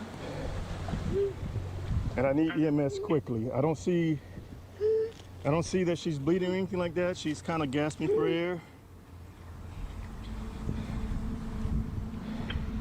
Okay, did you witness this? No, I did not. The woman wasn't able to respond clearly to his questions, and he wasn't entirely sure how to explain his exact location to emergency services. So he carefully stepped away from her for a moment, trying to find a road sign or anything nearby that could help guide rescuers to him. Oh, good, there's a road. That's when he heard neighbors calling out, asking what was going on. They had noticed the situation and came over to help assist as well. All right, I got an individual down that appears to be hurt. I got 911 on the phone. So now I'm looking at a private dock and a private parking area. I'm talking to another neighbor, and hopefully they can come down and assist me. It looks like Can you come down and assist? Cornelia Highway. All right, I got somebody on the way. Okay, say that again, ma'am. Okay, it looks like Med 6 is on Cornelia Highway. We also have a deputy en route as well. All right, and what's the ETA? Can't get in the exact ETA. like I said, they're on Cornelia Highway. Okay. I'm not for sure exactly where they were exactly coming from. All right. So she's still breathing, Okay. and she's still in recovery position. I'm seeing a, I don't know, probably about 10 feet away from her. I see a thermos, her phone, and what seems to be a lighter. I'm so sorry. I need to back up and see, make sure what this is. It a thermos or is it a canister? And she's still in recovery I just position. want to see. I just want to see. I just want to I don't know, see. probably about 10. Okay. I can't tell. Is that a thermos or a whippet canister, chat? I see a phone and a lighter. Yes. Is this a? I think it's a thermos. Okay. I think it's a thermos. 10 feet away from her, I see a thermos, It's a thermos. Yes. Thermos. We're good. her phone, Thermos. and what seems to be a lighter. God, was she smoking and then had an asthma attack? Maybe. Okay. Good. Someone's Hey, how you running down. doing, The neighbor, I heard y'all yelling. sir? Yeah. Do you So I know was her? on the kayak out there, and I thought I heard somebody yelling. It was kind of windy, so it was hard. So I pedaled around and saw her laying here. She's conscious. You did the right thing. Yeah, I don't see any blood. I got 911 on the line, and they got the EMS and the sheriff. I think you did the right thing. I'm sorry. I'm a writer. I can't help it. That sounds okay. Whatever. Like an exact address or anything? So the exact address of this boat ramp that you have, can you give? Or does he know the address of the Lake Road houses Circle, is that behind? our road up there? If they just go past our road, we're right down to, because of the docks. Here, I'm gonna let you talk to him real quick. Go ahead. When you go in the neighborhood, Finally, emergency services Okay, arrived, good. Thank and fuck. Marv stepped away to speak with a neighbor about what had happened, allowing the paramedics to take over and do their job. Hey, what's going on, bro? Smile, bud. It makes things better. Why is everyone in here insane? Why is everyone in this crazy? I don't like this.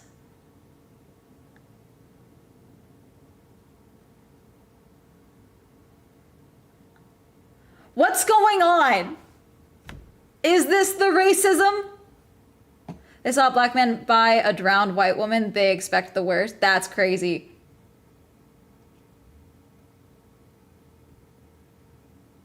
Smile, bud. It makes things better as you're coming to a downed woman. I'm so sorry. What the fuck?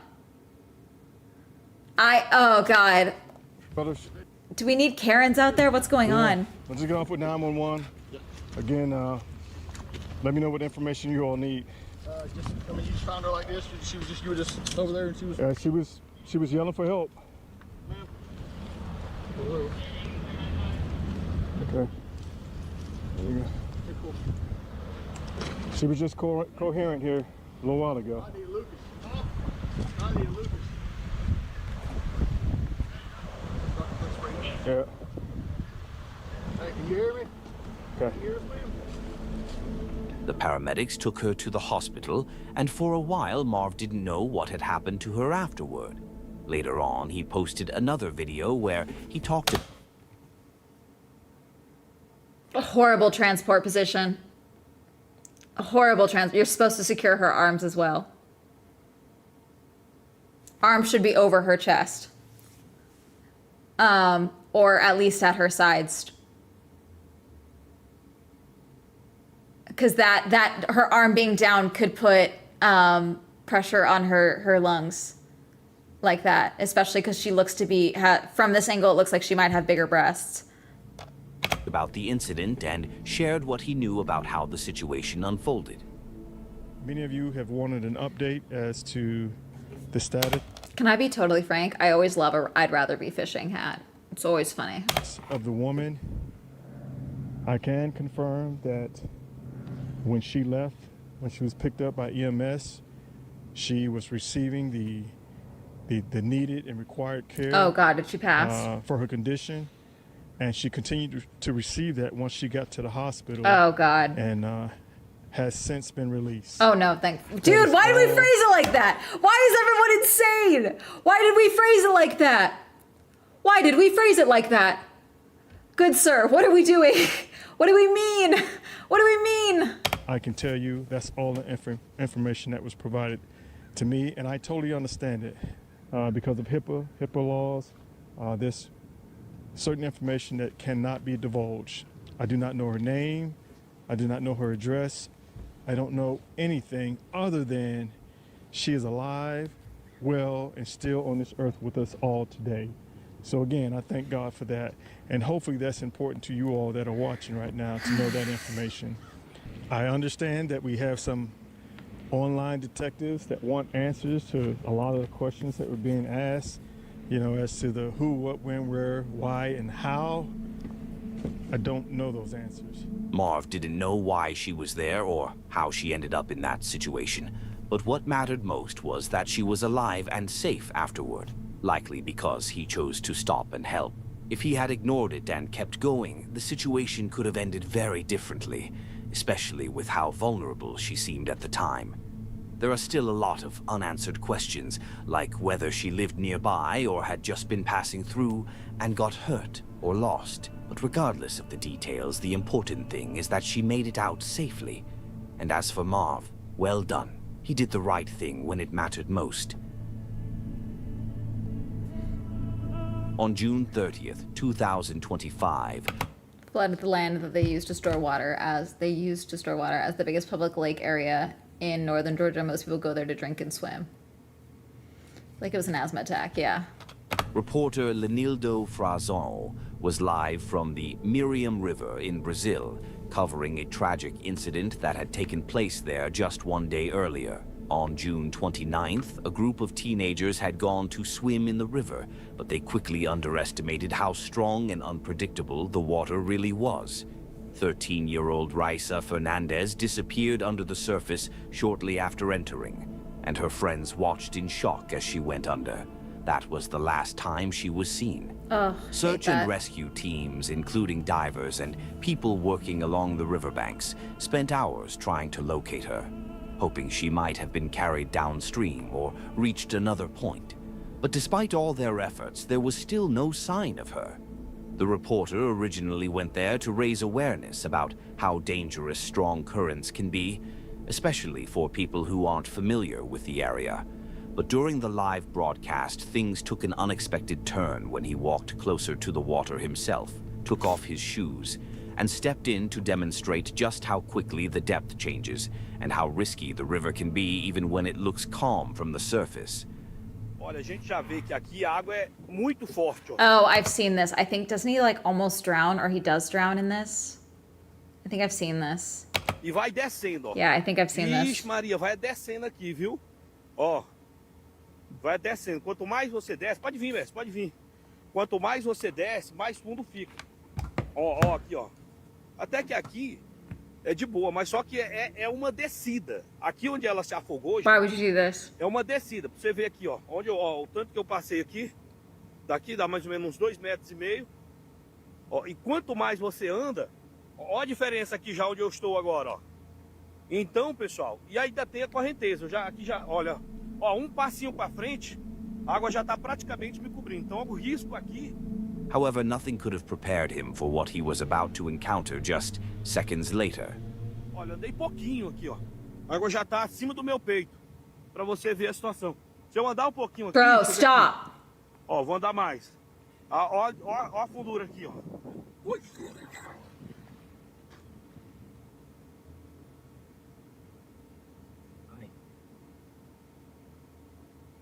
Eu acho que tem um negócio aqui no fundo da água. Oh God, did he find her? Oh God, this is worse. This is worse. Did he find her? They were looking for her. Did he find her? Oh God, that's worse. So a 13-year-old girl's passed away after being sucked under and she's missing. They haven't been able to find her body yet. And I think he just felt her body because there's a drop. It could have been trapped in the sediment or under branches. Não, era mole. Oh, it was soft. Oh, he found her. Tá que não é ela, não. Hã? Hã? He found her. Acho que foi pra aí. Did they not check here? Sabe nadar, menino? Did they While not trying check? to demonstrate how abruptly the riverbed can drop off, Lenildo suddenly stepped onto something unusual beneath the water. It felt soft and organic under his foot. Oh, Nothing God, like a still rock horrible. or That's- submerged branch. I'd have to retire. You guys would never see me. That's one of those things, experiencing it. I don't think you guys would ever see me again. I'd have to retire. Like, that's something I don't think you come back from. Think, like, demonstrating a point and then you find, because you got to remember, this is a kid. This is a 13-year-old. And he thinks he just stepped on her body. I don't think I'd be the same after that.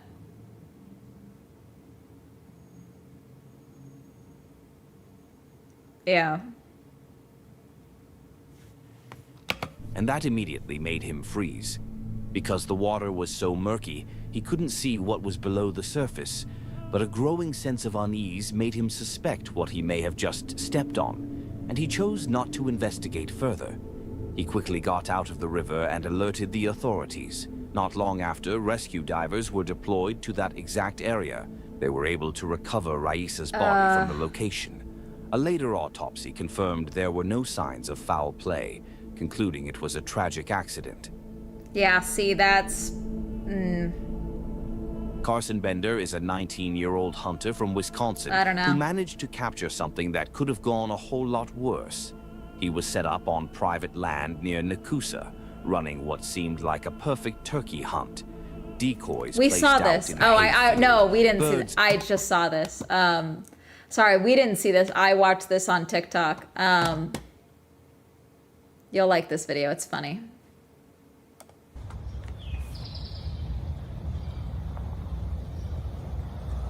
It's not funny, but it's kind of funny. Not wanting to turn around and risk spooking the turkeys, Bender lifted his phone and switched on the camera to check what was behind him. It's kind of That's funny. when he noticed something watching The comments were all like, bro, it's not a T-Rex. It can see you moving. It can see you. him. A bobcat, later estimated to weigh around 25 pounds. It was The prowling. animal was slowly creeping closer, clearly focused on what it thought might be an easy target. For nearly a minute, it stayed there, watching him, trying to figure out exactly what it was dealing with. Then, it made its move.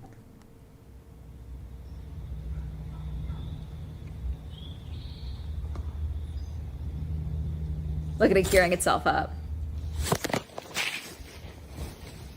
It's not funny, but it's kind of funny. The cat suddenly lunged, grabbed Bender's arm, and just as quickly he managed to shake it off. The bobcat immediately bolted back into the woods. Wildlife experts say that while predators like bobcats might be curious about turkey calls, actual contact like this is extremely rare. Most of the time, they realize something's off and back away. Not this time. He made it out safe, but you can imagine what was going through his mind. First, did I really just survive that? And second, wow, I must be really good at calling turkeys.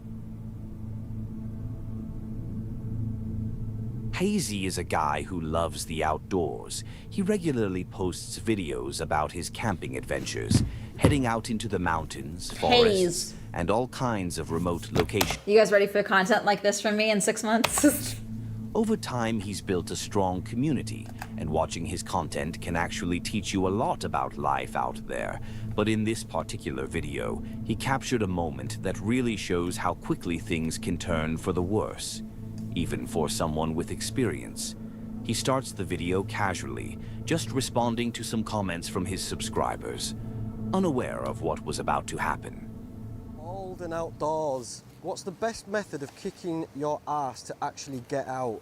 I've never regretted going camping once and absolutely love it when I'm out the door, but for some reason really have to drag myself out.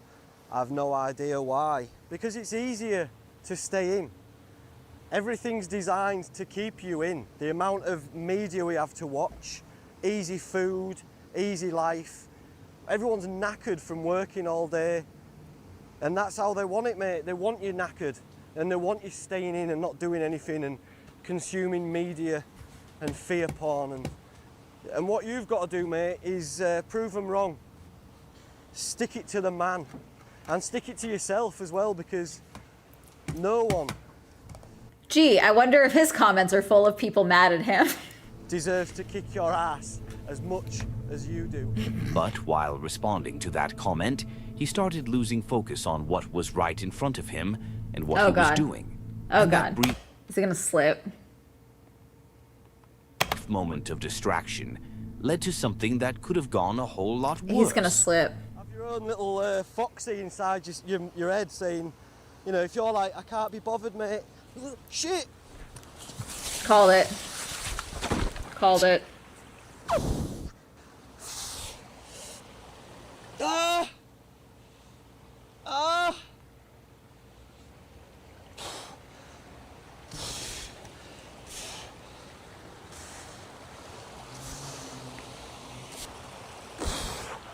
Oh my God, I think I've broke my arm. Ah, fuck.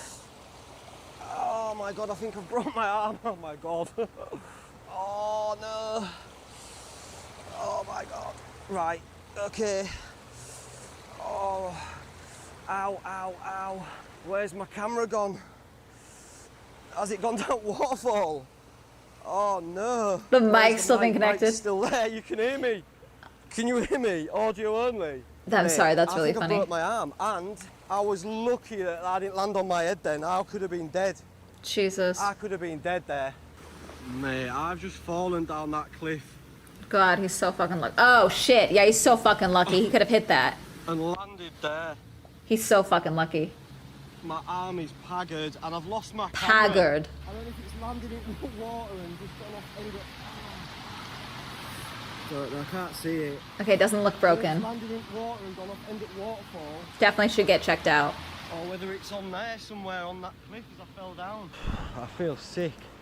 Yeah, you just fucking did a one-man roller coaster, bro. I can't. I don't think it's broken. You should get it look. Absolutely knackered. Me. He may have dislocated it briefly, but it didn't like fully like pop out of the socket. Maybe that's what's causing the feeling. It doesn't look to be broken. Maybe fractured. Tingly. Mate, that was one of the scariest things that's ever happened to me. Because, yeah, if I'd have come down there at a different angle, mate, I would have been dead. And as I was falling, I didn't even know whether I was going down big bit. Fortunately, he was all right and didn't actually break his arm.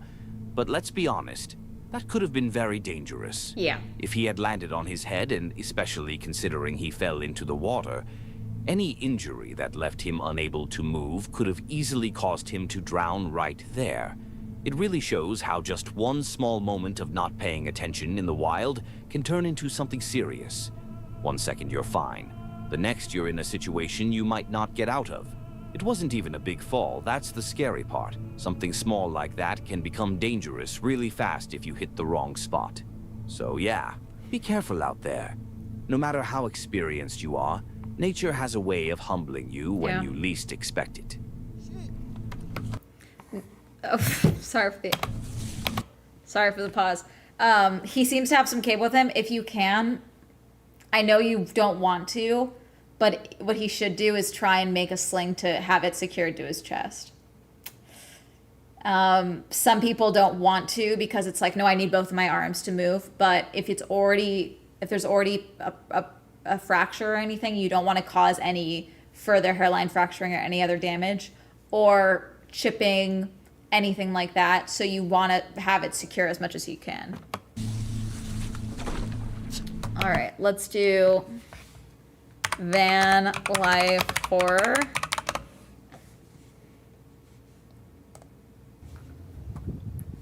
Shadow sucks, but we'll watch it. There's a bright one. What the fuck is that? A tent? Oh, this is a buggy, yeah. Okay, my camera battery just died. I have no idea what that was. It's gotta be deer. Can't figure out what that is. Must be some type of bird.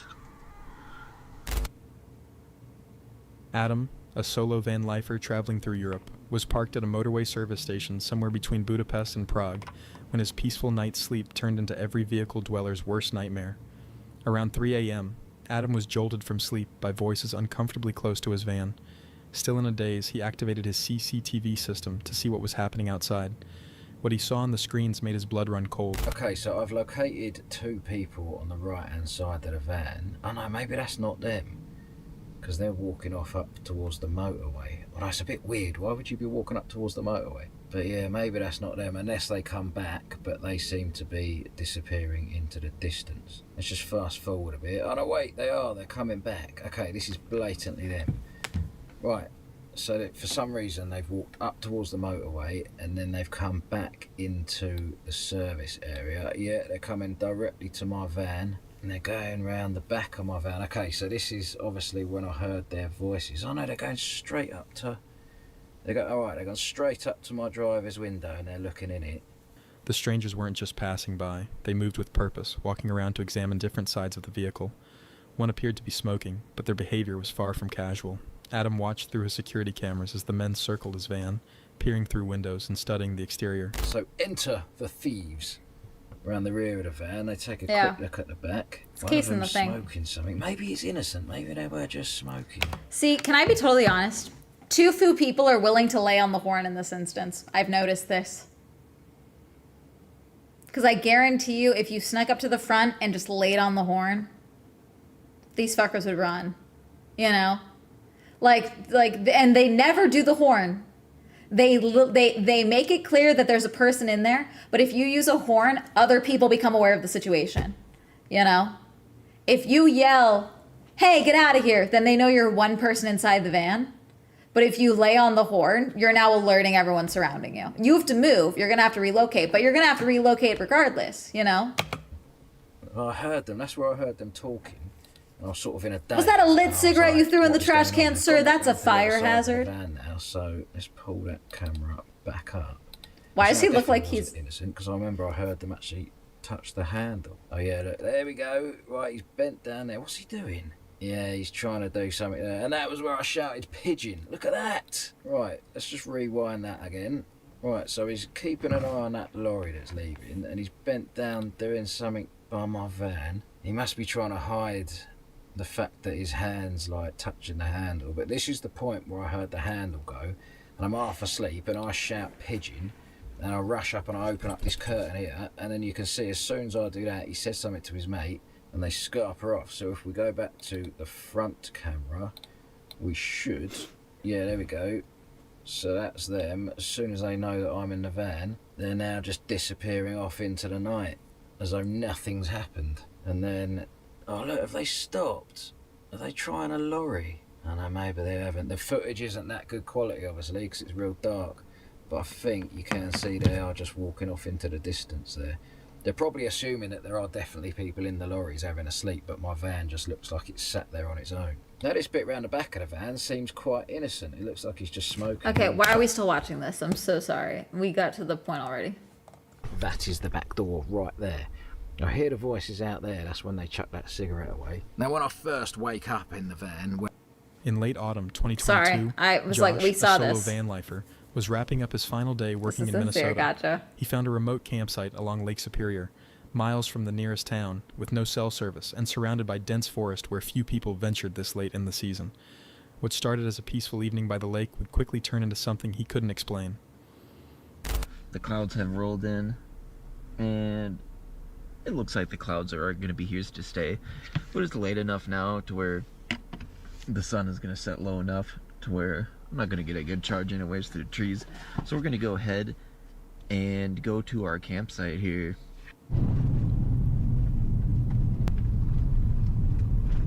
Alright, so I just saw the lake out between these trees here, so we're just about there. Alright, well, they pulled the dock out of the lake. Oh, there's the dock. Let's go ahead and roll through here and see if anybody's even here. So yeah, we got, I stayed here one video. Oh, jeez. Here. This is a wonderful spot down on the end here. I'm not actually going to take this spot though. Why not? Very nice spot though. After spending the afternoon organizing his van and charging his solar batteries, Josh drove deep into the backcountry to find the perfect spot. The campground was nearly deserted. The docks had already been pulled from the water for winter. He chose an isolated site right on the water's edge, despite the wind constantly blowing directly toward his van from across the lake. Because now it feels like the wind's going this way. Of course, it always blows. I in have the a van Bulbasaur. every I can just time. put that in the literally van. Doesn't matter where I park, how I park, or what campsite, or wherever I'm at. Always, always, always. I could be 50 feet away, and it would still blow into the van. It just doesn't make any sense.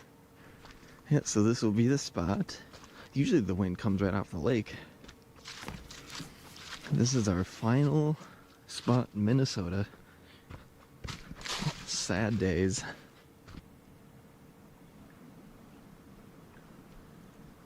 Alright, here's all the firewood we gotta burn. It's quite a bit. The fire's starting to rip, so I'm actually gonna go find some more small kindling and stuff just to keep everything going quickly. 'Cause I kind of want to burn this stuff up quick.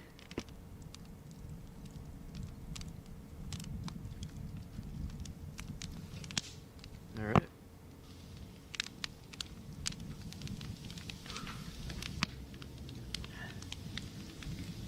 There we go. Now we're gonna be sizzling.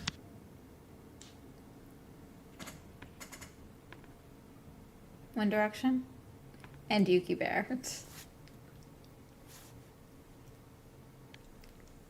As darkness fell, Josh built a fire and As cooked darkness burgers on the fell. open flame. The temperature was dropping fast, and the forest around him had gone completely silent. And that's it. That's borderline a hockey puck, bro. It looks pretty good. Looks really hot too. Alright, no Is that idea what sandwich camera bread? angle looks That's like, so funny. I respect it. but do the burger taste A test sandwich here. burger. Then, while he was eating, something caught his attention. Do you guys hear that? Okay, my camera battery just died. I have no idea what that was. It's gotta be a deer. Right?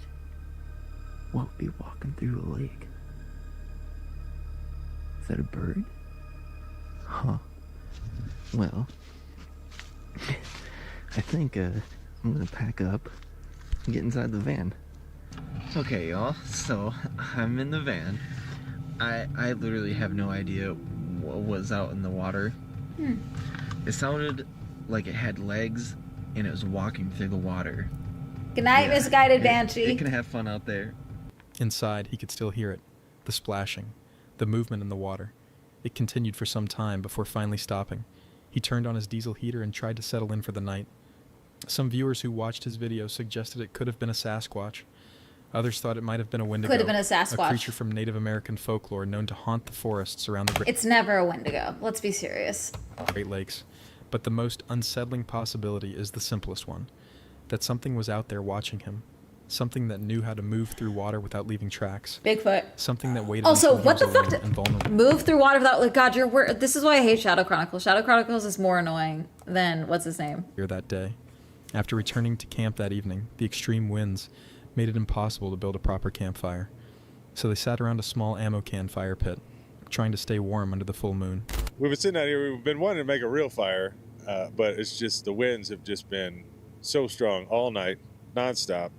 I don't know what they are, 30-mile-an-hour winds or something. You can see the full moon back there. That's nice. No, we've had a good time just hanging out, talking. Met our neighbor. This guy pulled up down the road. We might end up doing a tour of his rig in the morning. It's actually really cool, like overland rig, but we'll see what happens. The wind's supposed to be even worse tomorrow, so I think we're going to end up heading out of here and going a little further down in elevation, somewhere where there's some trees to block some of this wind, because the winds tomorrow I think are Yeah. up to, what, 50 mile an hour? No, there's usually a reason when the Guess, fire's not somewhere in there, lighting, so you yeah. know? Anyways, we're just trying to enjoy the night out here. That's when Larry noticed something strange in the sky. Oh, is this what they're saying is not a plane? There they are, right above. Can you see those? Are you near a base?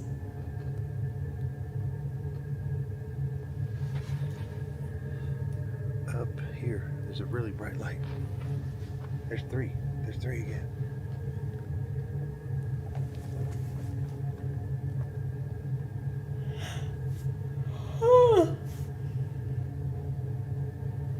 God, I'm tired.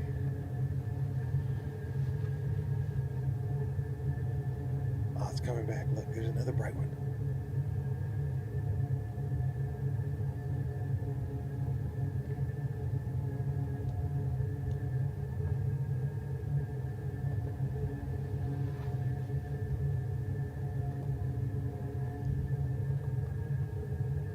All right, there's two bright ones.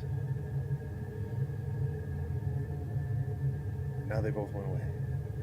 Okay, yeah, because it's... Now they're I'm sorry, this is so dumb. They're still going? up really high. This is so dumb, I'm so Mechanical work. sorry. They were parked for the night when their peaceful trip took a terrifying turn. It's 4 in the morning, and I've just been woken up by some guy opening the back door. Bro, what the fuck? I've no idea if he drilled it and I was in a deep sleep. Joe shouted at the intruder, demanding to know what he was doing. But instead of panicking or running away, the man calmly backed up, walked up the road, and I am, but when you're staying in the desert like that, you're most like so many of our deserts, especially, are being utilized by military.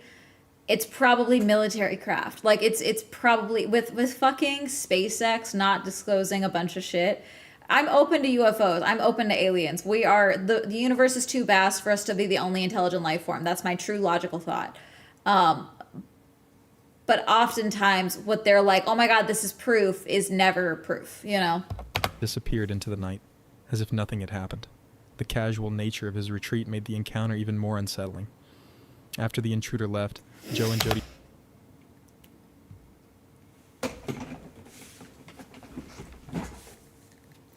It's a reconstruction, yet we needed you buck-ass naked? He tried to understand what had just happened. Joe was certain he had locked the door.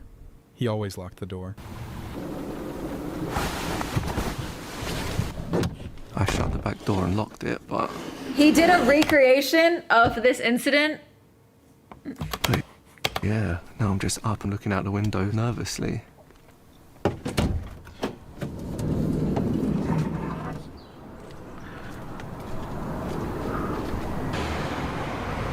Drilled it.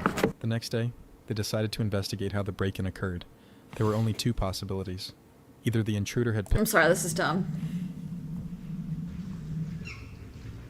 The doggy! Me and Hermes. Okay, picture me and Hermes doing this. He won't be as polite, but like, picture me and Hermes. Gaz returned to his campsite as evening approached. Us exploring. The entire field was Bye. his, completely empty except for him and his dog, Fenna. Nice view. What do you think to me windows anyway? Tinted and blue. I love them. I love this little camper. Got a nice grey awning as well. And these windbreakers, these were from Lidl. I bought them years ago because we used to do a bit of camping and stuff, and I've took them down on beach and whatnot when we've been on beach with kids. Don't know what else to show you. Oh yeah, I started changing this lot from that grey to this, but I'm not too sure about that stone effect. But what I do like, it's a little medieval is times. what I've done this table in, if I can get it down. Don't know if I'll get it down now.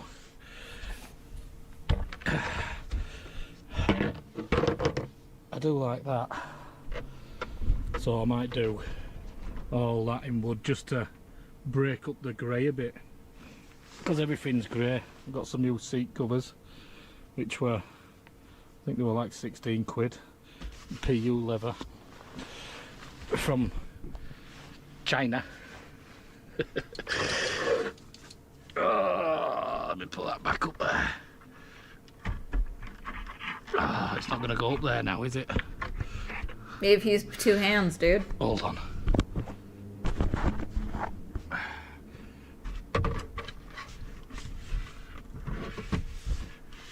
There we go. Oh, rubber steering wheel cover, because the steering wheel, look, it's like... Why are we getting this? Wednesday I'm so night sorry. season, This is it why I just hate. crumbles off in your This is hand. why I hate Shadow. What's the point? I ended up lying down The dog. for a bit but You heard you swell. I ended up just drifting off to sleep. It's been peaceful though, but I've just woken up to what sounded like someone screaming. That's cawing. Can't figure out what that is.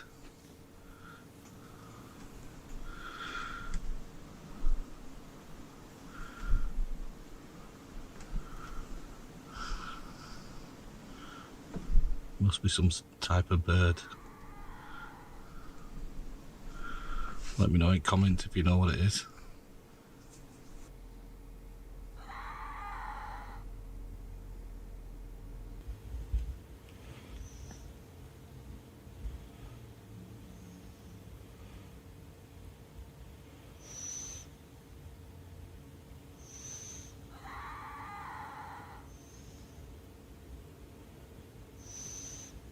Will come in handy as an alert. There was no yeah. one else at the campsite. No other vehicles, no other campers. Just him, his dog, and whatever was out there in the darkness, screaming. Gaz stayed awake, listening intently Yeah. to the darkness, unable to shake the feeling that something was terribly wrong.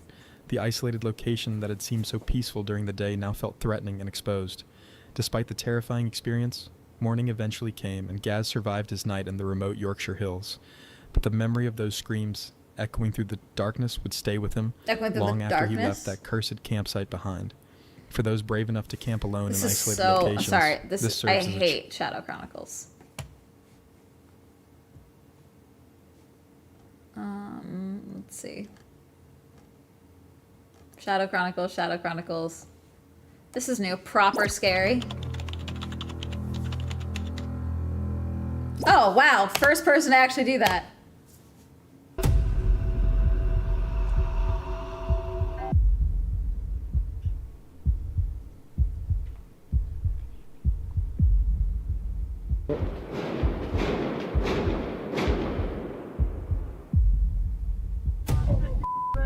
We've seen that one.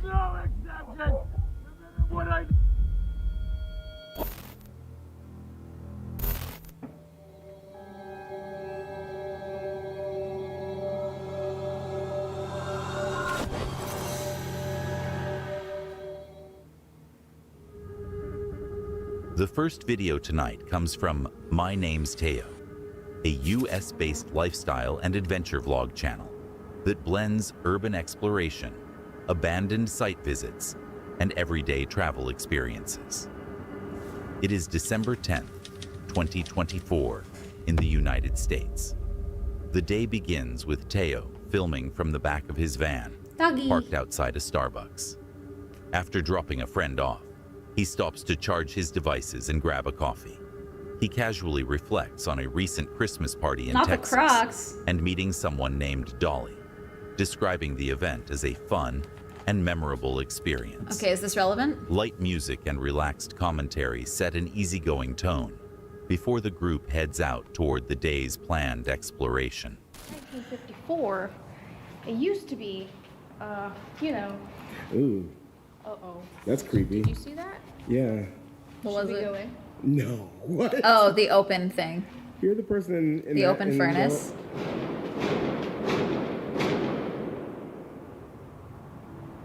Yeah, people probably use it as a shooting range. The correct reaction. Okay, let's get out of here. Smart! Oh my god, the smartest fucking channel we've ever seen. Soon after, the group arrives at an abandoned incinerator building. From the outside, the structure looks heavily decayed. Rusted metal, broken concrete, and dark openings in the building make the interior difficult to see. Nervous laughter begins as they approach the entrance, debating whether they should actually go inside. The mood shifts from relaxed road trip energy to cautious curiosity as they inspect the site. Oh, wow. You want me to show the people? Yeah. All right, let's go. Wow. That's pretty scary.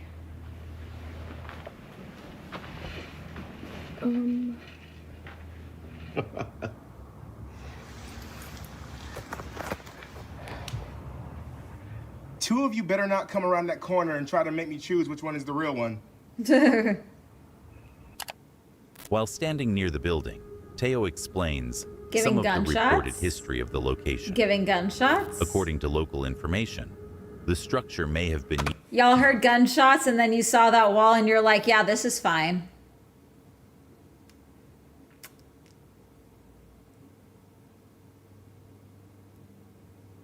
Y'all had the right thought initially. Leave.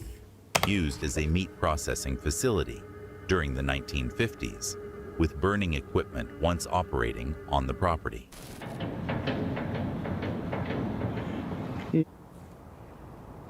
I thought those were Christmas lights, but they're bullet holes. You thought they were Christmas lights? I thought they were Christmas lights. Do they not look like Christmas lights? They do. They do. But those are bullet holes. Be careful, there's a huge hole right here. Oh my God, I thought that was a puddle. Okay. Jesus. All right. Too many gunshots. Y'all are not being...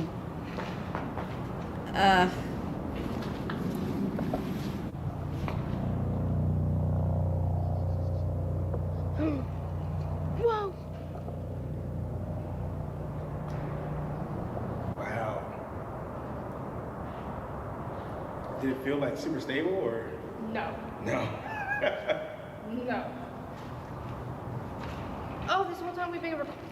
I was trying to get a thumbnail. They continue exploring the surrounding area, climbing to higher vantage points to That's take rickety as photographs shit. of the abandoned area as they move to the holiday atmosphere. I don't know what happened. He reflects on childhood memories of seeing Christmas lights with family, contrasting. How about the scary Now's stuff? a good time. Oh my God. Sit by the fire and think about things, you know? God, why is everyone bad at this? All right, I guess whatever. Fine. Let me see.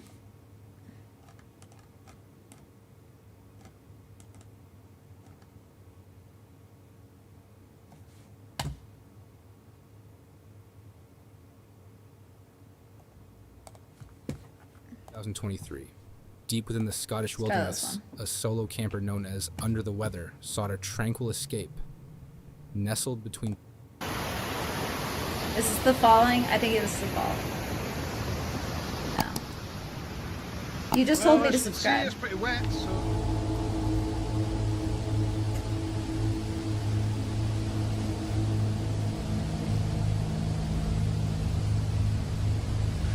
Whew.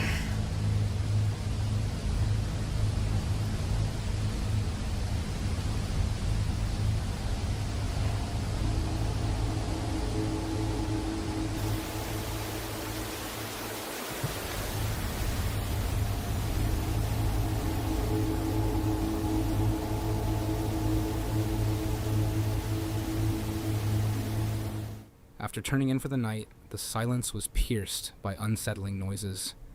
Faint at first, then unmistakable. The sound of movement, followed by faint, breathy echoes that resembled laughter. He called out into the darkness, receiving no answer. Tension escalated rapidly as he gripped a knife and peeked outside, his flashlight cutting through the black. No one or nothing was there. But the eeriness lingered. Hello? Hello?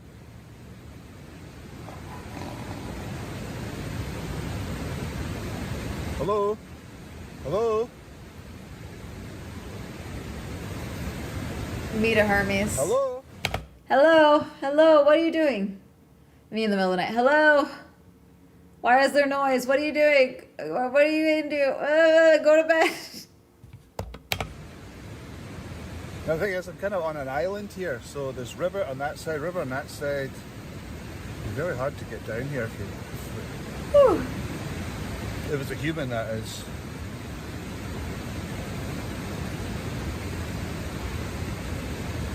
Hello? Typical, now I can't hear a thing.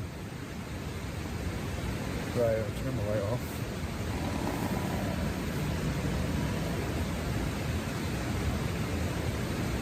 Like somebody there.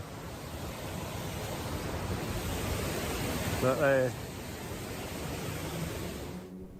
What made the moment so disturbing was not just the sound, but the impossibility of someone reaching him with unknown. Okay, I'm skipping ahead. And while under the weather made it out safe, Isa, a solo van lifer known for her peaceful vlogs and cross-country adventures, was parked for the night in a forested area.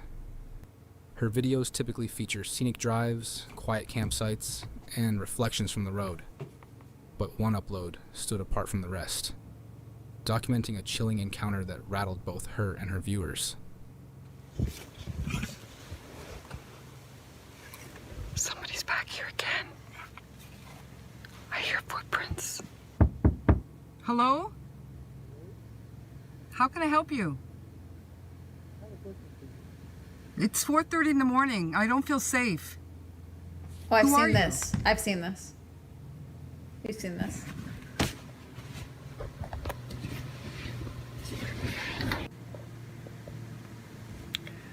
So, She grabbed her camera. and left. No knock. I looked. Yeah, They there's came here, if you will, and I'm gonna hit the road again. I have about an hour to go to the grocery store. Holy short on-ramp! At first, everything seemed perfect. No one else around. The creek flowed steadily beside her, and the only sounds were acorns dropping, leaves rustling, and the occasional splash of a fish. She prepared dinner with ease, enjoying the solitude. But as dusk settled, the atmosphere began to shift. Wait, was that? Oh, this is it. Okay, sweet. There's nobody here. I'm gonna get out and take a gander and make sure everything's like safe, and I might drive down there, but I might take the top spot too. I don't know yet.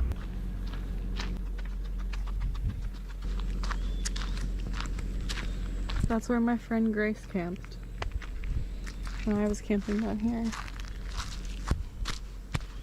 Yeah, I think I'm gonna come down to this spot. Let's go way down, so don't judge me. And then for dinner, rice that my aunt gave me.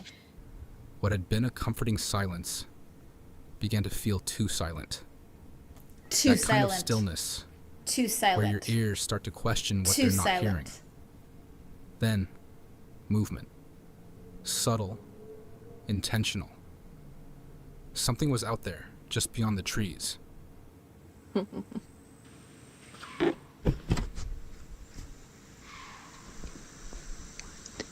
That's a bird. That's a bird.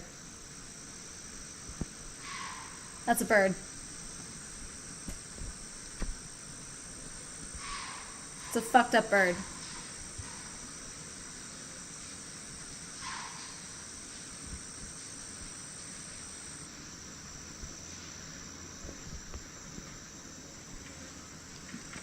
It's creepy because she's alone. That's the thing. No, that's an animal. Girl, breathe. Joked about Bigfoot eating a deer. I really hope that wasn't like a mountain lion or something. But I'm not gonna let it scare me to stay in my car. I packed all my stuff up so that if I do need to like just close this, I only have this to move, but you know what I'm thinking? What if it was Bigfoot and that was like a deer that he used to eat? Alone, without cell service and miles from help, Sydney finished her dinner, eyes fixed beyond the tree line. There was no more noise, no more movement, just that creeping sensation that something was watching. And it was like making noises because the deer is scared. That was so weird. I heard it move too. It like moved from like there to over there. I think my saving grace is that I know there are other campers back here, so I feel better about that. I'm not completely alone out here. Okay. I'm going to chow and watch a video. What should I watch? Trent the Traveler, Happiness by the Mile, Emma, Nikki, Victoria Rose, Hannah. What is happening? The next morning brought no answers. Predators. This is nothing. but it was skipping the ahead. forest that would truly See, test I her hate these nerves. padding for views.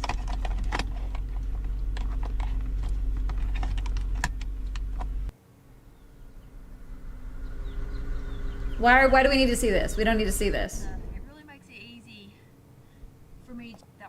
After setting up camp in a remote clearing, Nikki took a short hike before dark. That's when she heard it. Sharp, deliberate knocks echoing through the trees. At first, she brushed it off. Maybe a woodpecker. Maybe something else. The sounds stopped, but the uneasy feeling stayed. Thought I heard some knocking coming from that direction. Kinda sound like somebody knocking on a tree. But could have been a woodpecker or anything like that, I guess. Yeah. Back at camp, she prepared for nightfall, stringing up lights and calling her husband to join her. What was meant to be a peaceful night became anything but. The two explored a nearby path and stumbled upon something unusual, a massive footprint pressed into the soft earth, larger than either of theirs, deep enough to raise questions. That's when strange lights began to flash across Nikki's camera lens. What? Unexplained reflections. Another camper? Faint but persistent, like Okay, I'm so something sorry. moving I just can't beyond- handle this fan fiction writing. Okay, we're gonna call it. I'm gonna call it. Who am I rating? Is Anarchy still alive? Sorry, these are bad. These are so... God, we're blessed by Wilderness Whispers, I guess. Okay, we're rating Anarchy.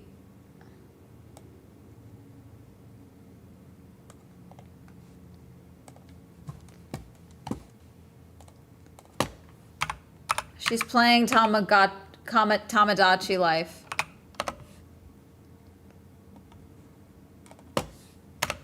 Have fun.